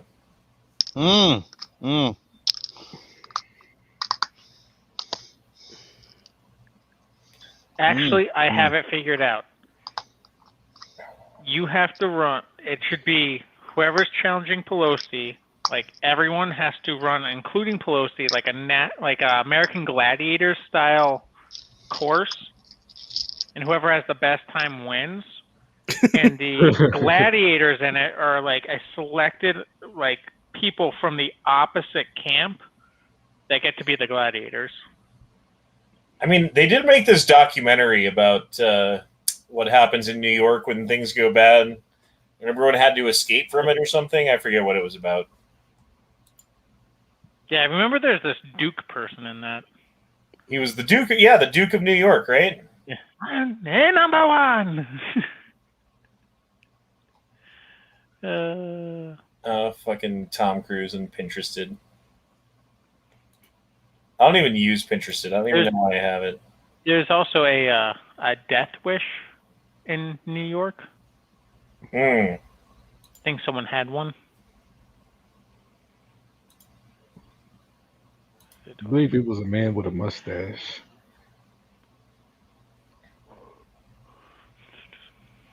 So many tabs open. Why do we need... What voter rights do we not have in Colorado that we need, is my question. Because when I went to go vote, I'm pretty sure that they looked at my ID. And that was about it. That's fascist. Did you have happened the to right me to one- get a free slice of pizza? Well, It only happened to me what's one in my time in ID? Chicago That that they looked doesn't- at my ID.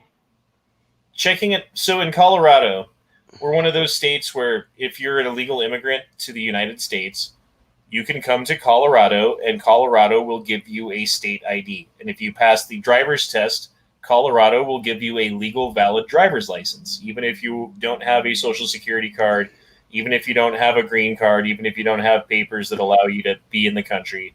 Colorado will give you the driver's license. So Colorado voting requiring you to have a driver's license to vote means nothing. If you are willing to take your driver's license as an illegal immigrant and come to this country and then illegally vote, then you can just do that. So I don't see, unless we're going to strengthen the verification and identification of people as they're voting before they can cast a vote, before their vote counts, I don't see what we would do to do anything to the voting system as it stands. Well, in your case, it's probably going to be lowering to like 16 and 17-year-olds now. Well, I mean, Democrats have full control in Colorado. I don't even, we don't have the majority anything, and I say we because I'm not really Republican. I just tend to be anti-Democrat, you know? Like, there's no majority of anything that's anything but Democrat in Colorado. It sucks. That's why you just run as a Democrat and primary Democrats, man. And then switch parties to anything Thanks to else. my family. You're welcome, Honda. Well, that's what'll happen, right? People will run as Democrats and run as a conservative Democrat or a middle Democrat or whatever, call themselves and pull it back the other way from the extreme. I mean, I hope, I guess, but it doesn't I seem should like say that that's happens. an option. It's an option. Because, okay, so there's this dude, Jason Crow, who ran as a centrist Democrat who was more, he believes in the rights of people and yada yada and the Second Amendment and da da da da da, right? Sounds kind of fascist. The same guy was the guy who was pictured as like the hero of January 6th, who was like on top of Nancy Pelosi, protecting her from the violent insurrectionists, and was the first one on the Hill to say how we need to punish these people with the full extent of the law and change the laws to make sure nothing like this ever happens again. And oh, by the way, that thing in Boulder happened. Guess who was the first one to be like, whoa, we need to change the gun laws in Colorado, even though he's a state senator, which means, he's a House of Representatives member, which means he has nothing to do with fucking anything that happens inside of the state. He's just a representative for the state, for the federal government. But still, he's talking about this shit that needs to happen in this. Fuck you, dude. He's a piece of shit. As you might also remember too. I was gonna say you might also remember too. Jason Crow was the piece of shit who, after Highlands Ranch happened, he was one of the two assholes that came back to your state and tried to push it as this is why we need more gun control. All the kids in that in the assembly told them to go fuck themselves and walked out. They were like, mental illness, bro, because both the kids were mentally ill. That was pretty good. I don't remember the details, but I remember the gist of that. Yeah, because what happened was like as soon as that shit happened, all the fucking media and like the politicians and everyone swept in like, hey, this is a perfect opportunity to get exactly what we want. We're going to use this for every bit that we can. Hey, let's get these crying children on camera. And the people who were there were just like appalled by what happened because they were grieving people that they loved who fucking died in a like a mass murder fucking situation. And like, here's this media fucking horde trying to like get their like their shot for the 9 News fucking 5-second segment that they're going to show about it, and people saw it for what it was, and they called it out when they needed to, and it was like, good on you. Like, good job, Colorado. Like, we're not all fucking crazy out here, man. There's a lot of fucking good people here in Colorado. I think it's shit people, too, but there's a lot of good people. I think the saddest part about that, too, was they totally buried the kid that was actually killed that was the hero in that situation. Yeah, that Hispanic kid. I forget his name. And he fucking laid down his life to save his fucking classmates, bro. Like, that kid... That was like right down the street from where I was living at the time too, like 3 miles away, something like that. Like STEM school shooting. Yeah, it was called Highlands Ranch. Yeah, I mean, I live in Littleton. I lived in Centennial, which is right next to Highlands Ranch. It was right down the street.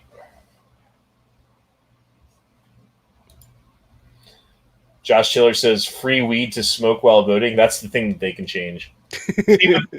I think some grandma would come in and be offended because there's a lot of people who still hate weed in Colorado. It's funny, and like I feel like the whole that wacky tobacco. The whole like, hey, we legalized it, and now like if you go to a bar, you can't like go outside without smelling it. Like it's just everywhere. Like, those people have to hate this shit, man. It's funny. That's how it was when I went to Vegas, because when I first went to Vegas back in 2016, it wasn't legal yet, or at least it wasn't widespread if it was legal. And then when I went back in 2018, like, I went to Fremont Street, which is the really popular street there in Vegas, like Old Vegas, and it smelled like a fucking Cypress Hill concert. Like, the entire street was just like, But Honda, you smoke cigarettes still, or you quit smoking cigarettes? I haven't smoked cigarettes for like 2 years now. Good. So, well, you work at a place though. So I was going to say I think it's going to end up like cigarettes, where for most of my life, people just smoked or didn't smoke, and if you didn't smoke, it's like you didn't feel some obligation or some right to tell everybody else about it. So you would walk into a place like you're saying, and it would smell like smoke, and you were like, oh, can I have the non-smoking section? And it would smell a little bit less like smoke, right? And people just got used to it until everybody got upset with it. So I just think that's what'll happen is people will just be like, oh, that's the smell of the cigarettes. Because right now people have to do the same thing. You have to walk past all that cigarette smoke, and how many people really complain? Well, no one's smoking it inside. I'm saying, like, you go outside to your car, you're going to smell No, I mean cigarettes. You can't smoke cigarettes anywhere. So everybody who doesn't smoke cigarettes has to walk past people who smoke cigarettes right now. And it's not like, I mean, they might complain, but they really can't say shit because you're not smoking inside. Yeah, that's all I'm saying is people. Oh, yeah, I see what you're saying. Hold on, I got to fill my bag. I have to mute myself, otherwise all you hear is this. There's definitely a stigma. Like, if you smoke cigarettes, nobody gives a shit. That's like drinking a cup of coffee. But if you're outside smoking a marijuana cigarette, then you might as well be a lazy son of a bitch because, right, you're a lazy hippie. Like, I don't trust that guy to do whatever job or whatever. Yeah. Look at this guy. He's and making I think that'll die out, too, with, like, the boomer generation. Like, No, you're right. That perception, yes. Yeah, because as they die off, because they were kind of the last generation that really snubbed that. So as the the more hippie, like flower powered generation, that was the boomers. The boomers were literally that. I don't know, man. Like, people don't understand that. It's like the boomers were literally the ones smoking weed, doing all those drugs, and going flower power, but dude. Yeah, that was all baby boomers. I'm all for people having the right to do what they want and stuff like that. But I stopped riding a motorcycle in Colorado because I kept almost dying because everyone's stoned driving around, and you'd be amazed how many times in a single ride you'd go by a car, and you would smell the fucking fresh burned weed that they're smoking while they're driving right next to you, putting your life in their hands. Like, yeah, dude, it's scary. It's fucking. Yeah, it's scary. just like I'm gonna skip out on doing this anymore. Would you make some popcorn there? Yeah. Is that a bag of caramel corn he's got there? Next time you're in Colorado, G, I will share with you, and you will know the joys of not smoking weed.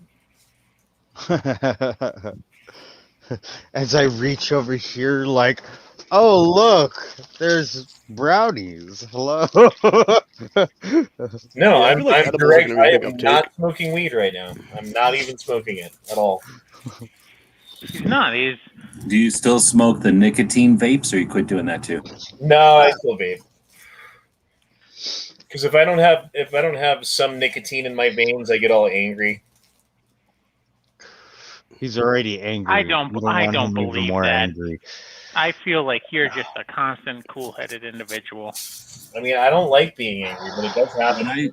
When I Wait, smoke what? cigarettes, I could handle going into a place where, like a bar where they're smoking cigarettes. But if I'm not smoking, then I do not want to go and hang out with people. So I would say, like at your job, I could see why you'd still be vaping, because you'd want to have that nicotine to have like the, what is it, like being docked, whatever, vaccinated to the nicotine in the air and shit. Or do they not? They don't really smoke inside anymore. What am I saying?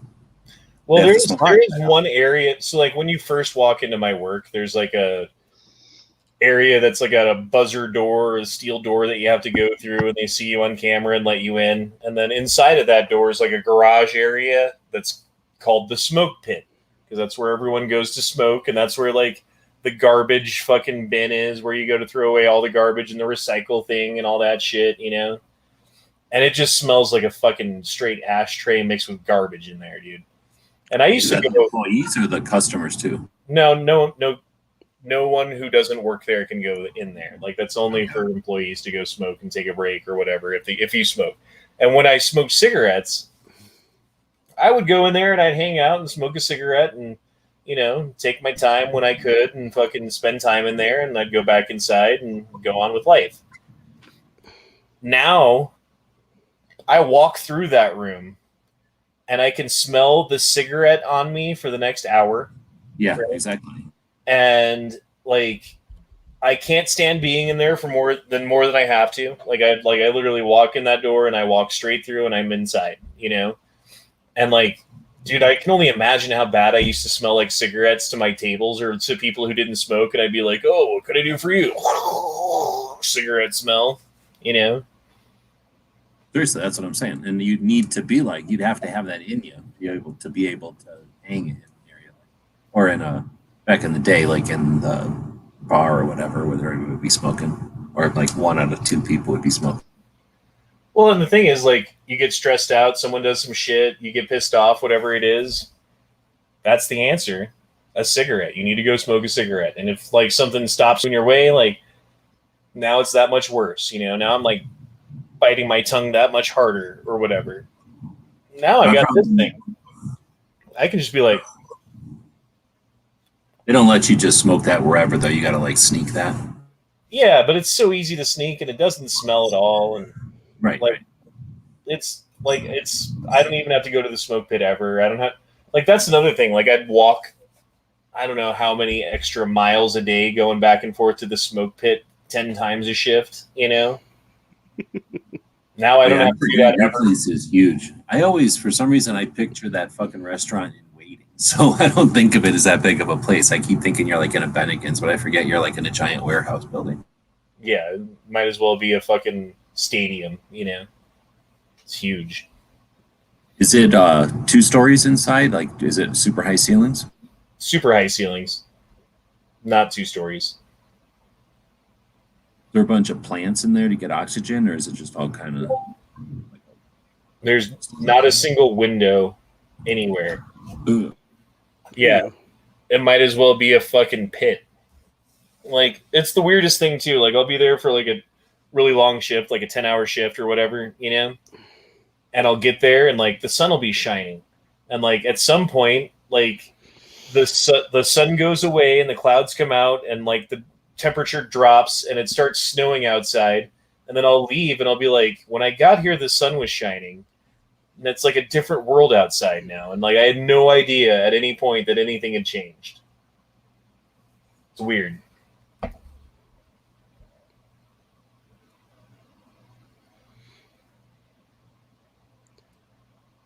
So it's like that scene from Varsity Blues, and we're all leaving the strip club, and it's like daylight, and they're like, "Oh, my eyes!" I mean, it's like a fucking casino. Like they want you to stay there as long, like they want time to like go by, and you don't even realize how much time has gone by. You know, they want you to like see the sun going down and real. You know what I mean? Like it's weird. It's weird how it works. But it gets people to spend more money. They've done like psychological studies, I'm sure, to figure out what the best method is and implemented it. How often do they change the games and stuff out? Constantly, but it's always like one game here, one game there. You know what I mean? Right, like they're constantly trickling, like rotating through. Yeah, was that how it was back in the old days? I'm trying to remember. I never was really one to play like all the games in the arcades. I know that they changed out, you know, every once in a while the new ones or something, but unless they changed out like the one I was playing, like I was kind of oblivious. Is that something that they've always done, is just move shit in and out all the time? I think the games get updated, and like certain games, like there was like this old horse racing game, right?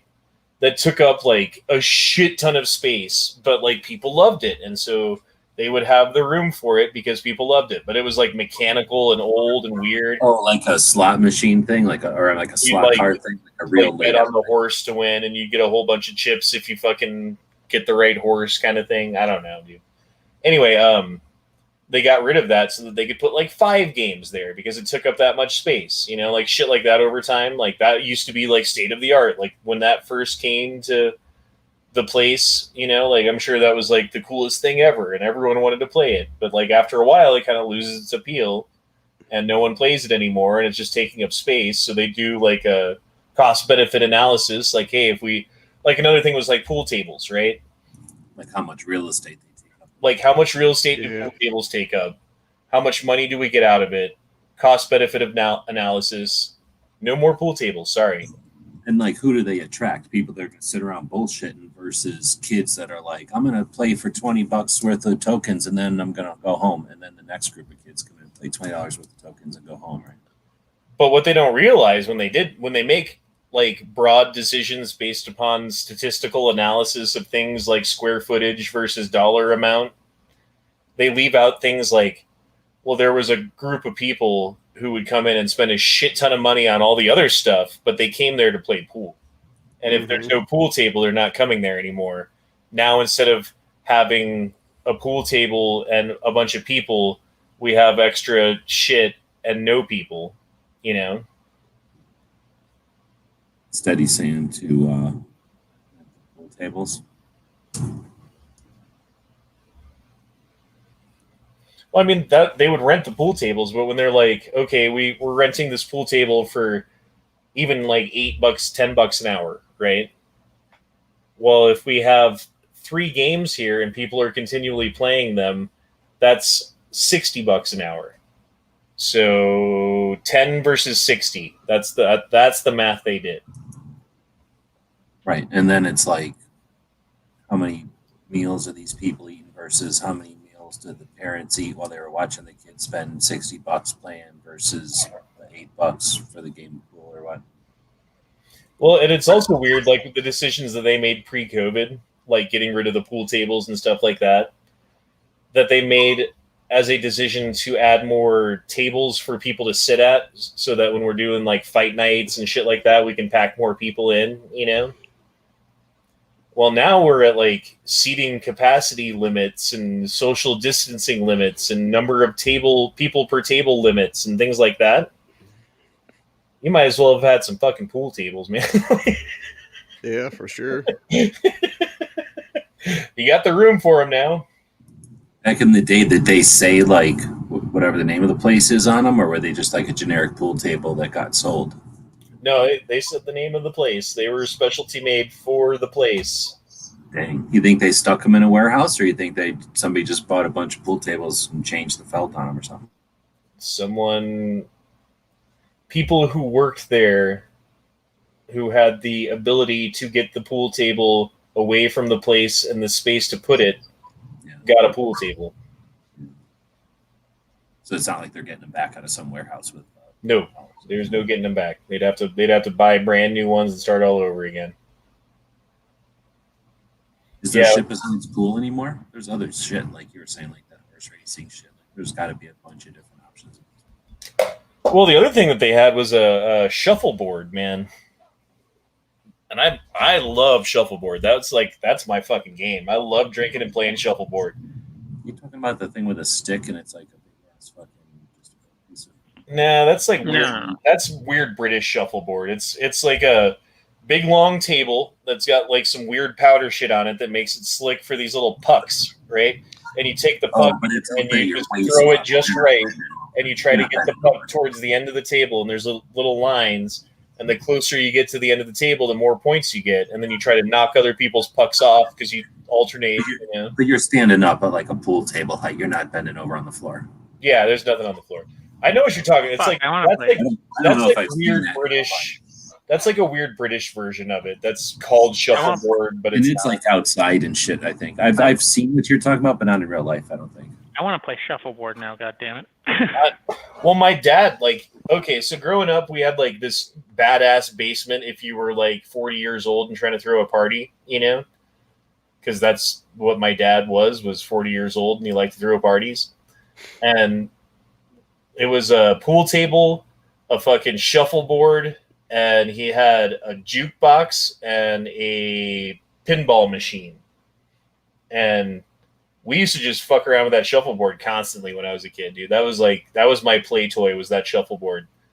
And my brother has it currently. So it's still in the family.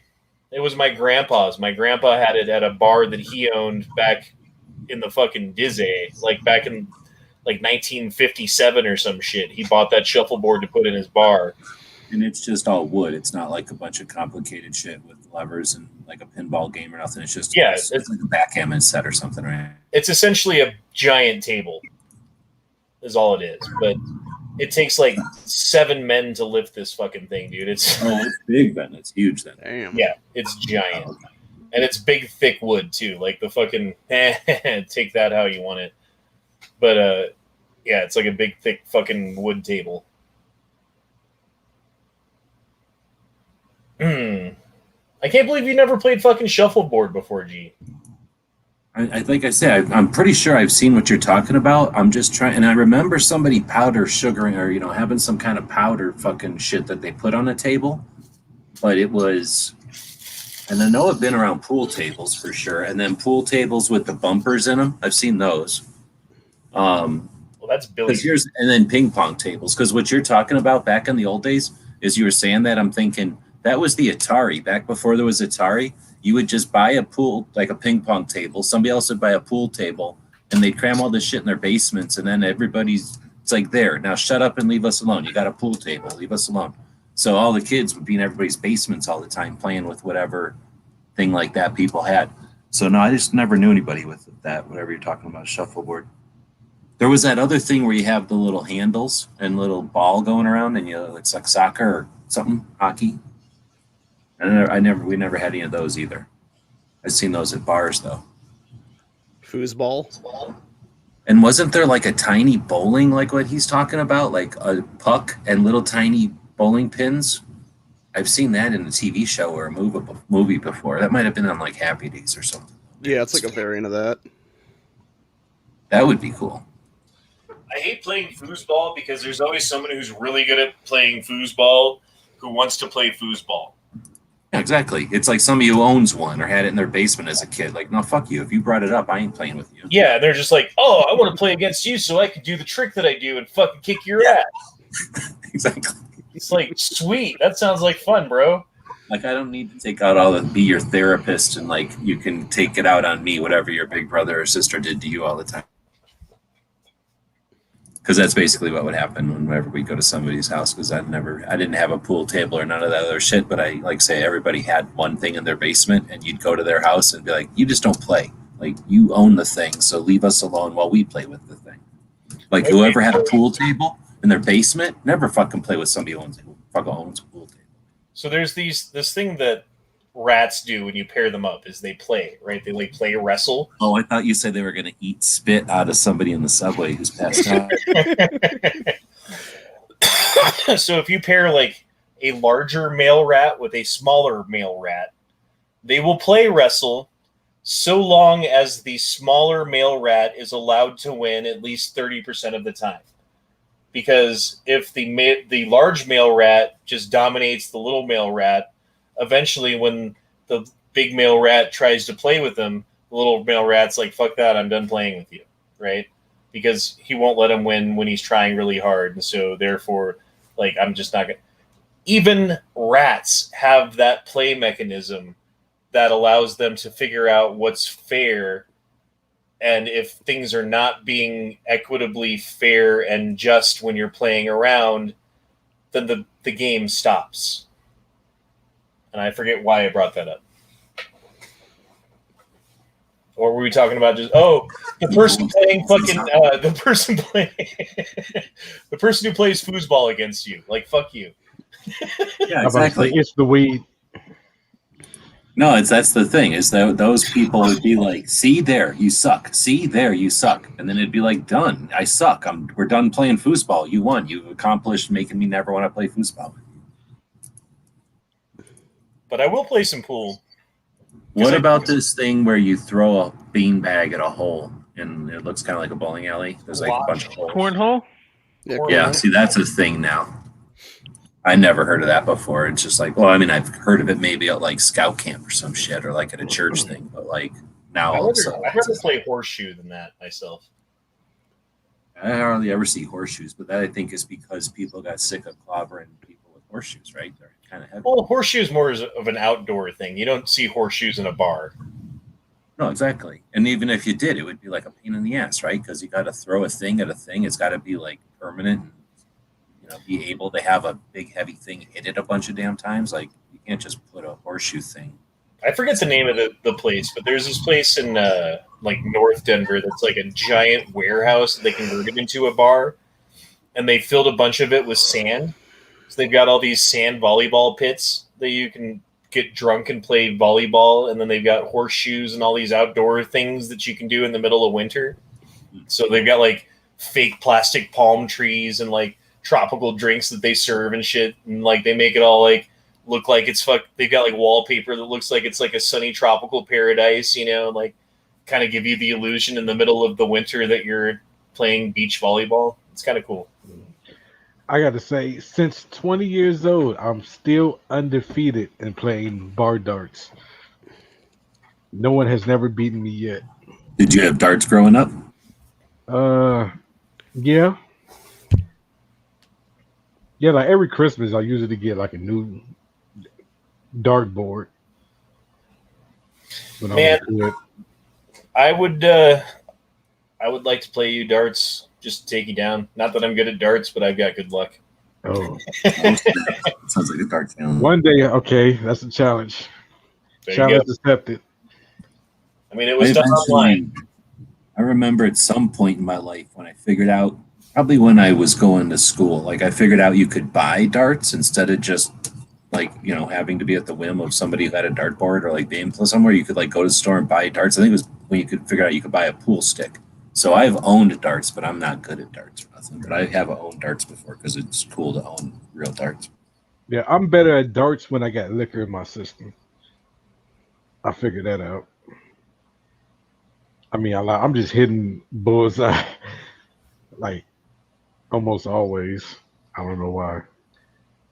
Oh, I'm also undefeated at Jenga since 6th grade. I've never played that one. That's the blocks? Yeah. You ever played Giant Jenga? No, I haven't played Giant Jenga. No. I've seen it. Yes. I've played it at a couple bars before. Dude, we were playing Giant Jenga, and no one could beat me because I was using a pool cue to tap the fucking get the right one out, and like I just kept doing it, and everyone else was like trying to like fiddle with it with their hands, and then the lady came by and took my stick away. Oh, allowed to do that. Couldn't you do the same thing with another piece of one? Like use it as the pull stick, knock it out. It's not as easy. You can get just the right tap, you know. And you can aim it a little bit, put your weight like where you want it. Right, which direction precisely you want it to go in. Exactly. Oh, the other thing I was doing was turning it around, so I was hitting it with the rubber end too. That makes sense because then nobody can bitch that you're fucking with it or nothing. Yeah, I'm not even messing with the tip of your fucking shit. So fuck off. Exactly. Thank you, G. That was my drunken thinking exactly right there.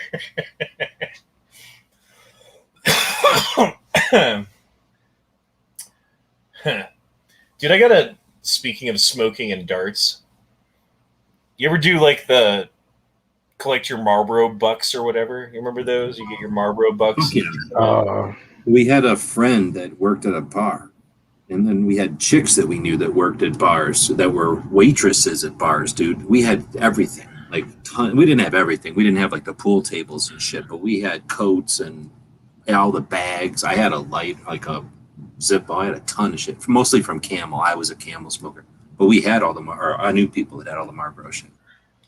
So yeah, like fucking back in the day, you were able to collect those and then turn them in for something. At some point, there was some court case that decided that you weren't allowed to do that anymore because you were encouraging people to smoke more, and that was killing them faster, and therefore they had it was like green stamps or something at the store. The same basic purpose thing, right?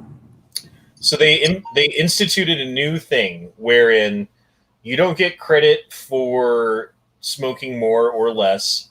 You just get access to a drawing by putting your name on the list, and the list is on the back of this thing. Just call this number. I forget what it was at the time, if it was a number that you called, or I don't think this was before I had a computer, so I don't think it was like an internet thing, honestly. I think it was just a number you called.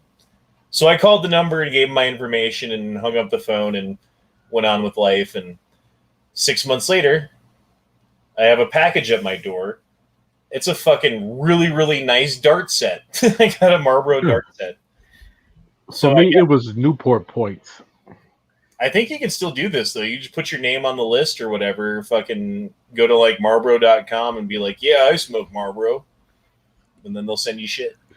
I remember with Coors, I had a thing with Coors where I signed up where they gave me like free ashtrays, free new Coors products when they come out. When the new Coors XLs, the really thick cigs came out, they gave me 2 free packs of those in the mail.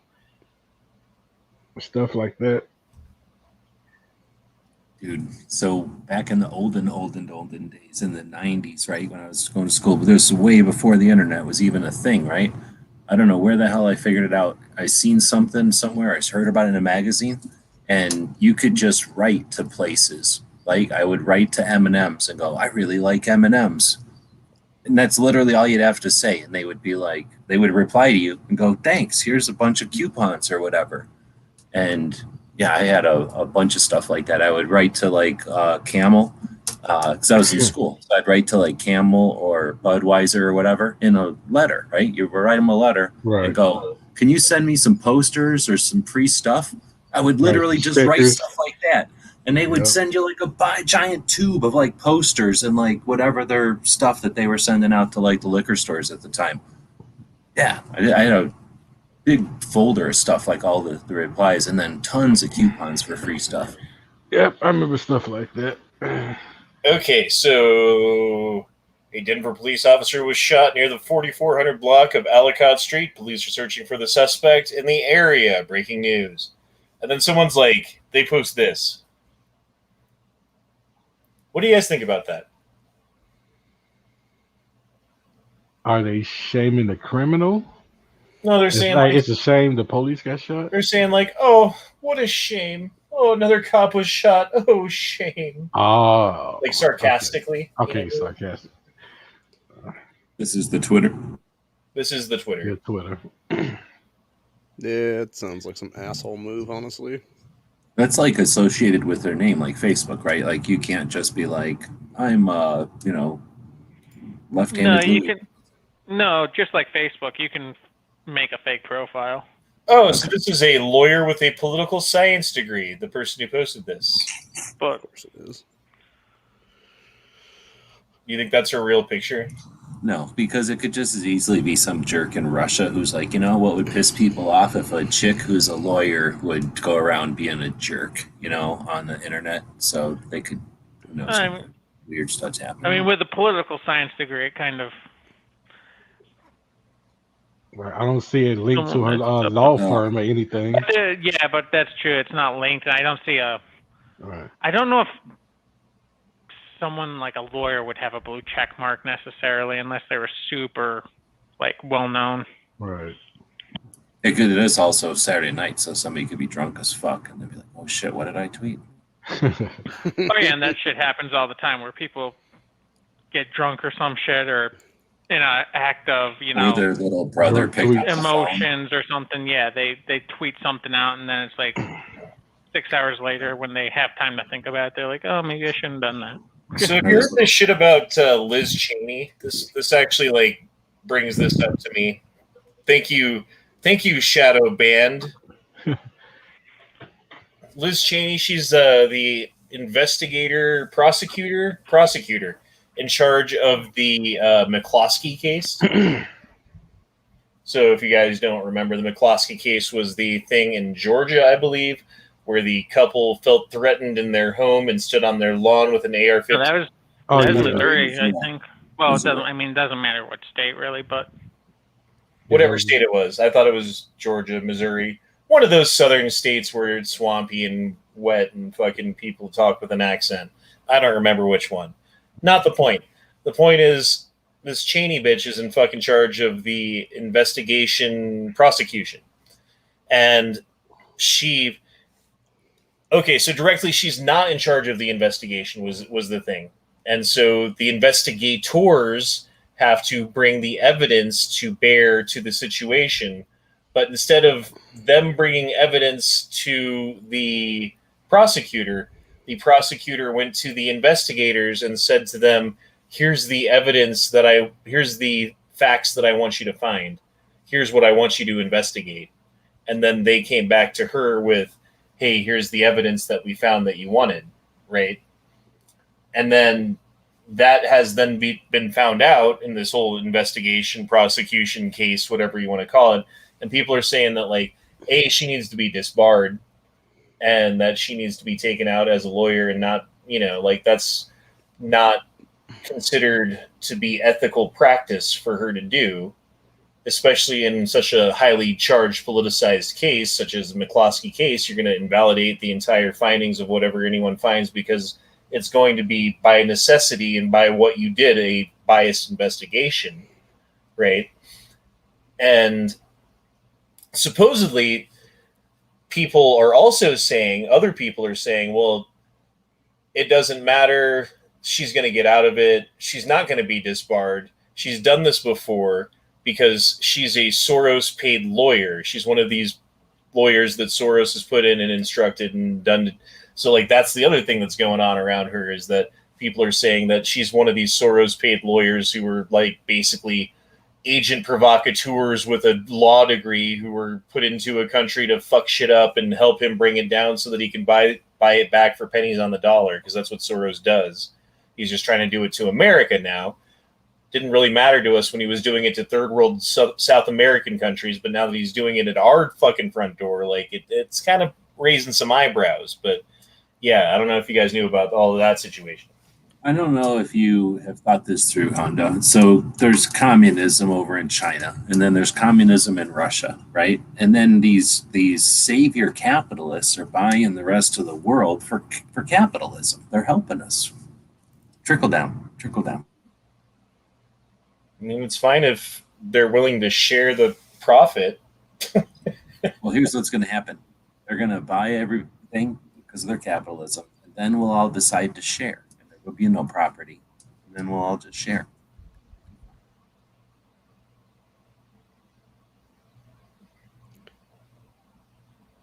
Steadley says, Georgia and Missouri are right next to each other, by the way. Well done, Honda. Well, here's my question: is that woman a prosecutor, like a DA, like the Mike Schmidt guy in Portland, or like that George Gascon guy in LA and shit, or what? I don't know. I was listening to her on Viva Fry earlier tonight.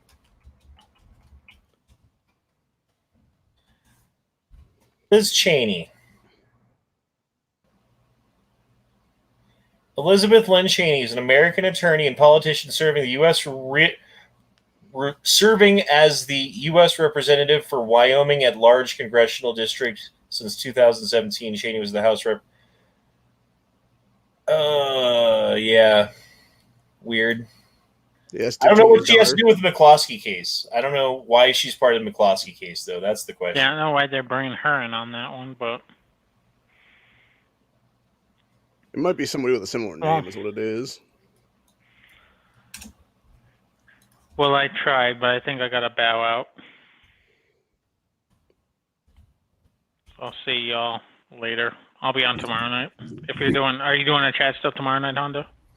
Yeah, I probably need to end it sooner than later so that I can still do a chat tomorrow night. Actually, if you're bowing out, let's just go ahead and say adieu. Say adieu, because we've been going for 3 hours, and I did a chat earlier tonight for an hour and a half, and I lost a shit ton of money on Dogecoin because I was finishing up that chat when I should have been paying attention to Dogecoin, and you haven't lost it yet because you didn't sell, right? I set it to sell at 72 because I thought it was going to hit 72 cents ish, and then probably like maybe higher than that, and then fucking like plunge, and it hit 71.3 when I wasn't looking, and then plunged. But here's the thing, you didn't sell yet, so you technically haven't lost money yet. No, and it'll go back up. But I was like planning on selling it there and then waiting for it to plunge and then buying it back lower and then waiting for it to spike and then selling it again and then waiting for it to plunge big and then buying it back low. And I missed that whole thing because I knew it was going to happen by 0.7 cents. And I'm a little bit upset about it, but it's okay because I'm up overall still, just not as much as I should be. And I was trying to make up for some of it right there, and I didn't get to do it. So it's okay. It's fine. It's fine. It's fine. Fine. We're all good here. We're all good here. How about you? But I love you guys. I hope everyone enjoyed the show tonight, and everyone checked out the podcast earlier about crypto. And dude, there's still things I don't understand. To be honest, I kind of feel like part of it was a sales pitch, but it gave me some ideas anyway. But yeah, I hope you guys have a good night. We'll see you tomorrow night for the Gay Frog Chat. Peace out. See ya. Not good.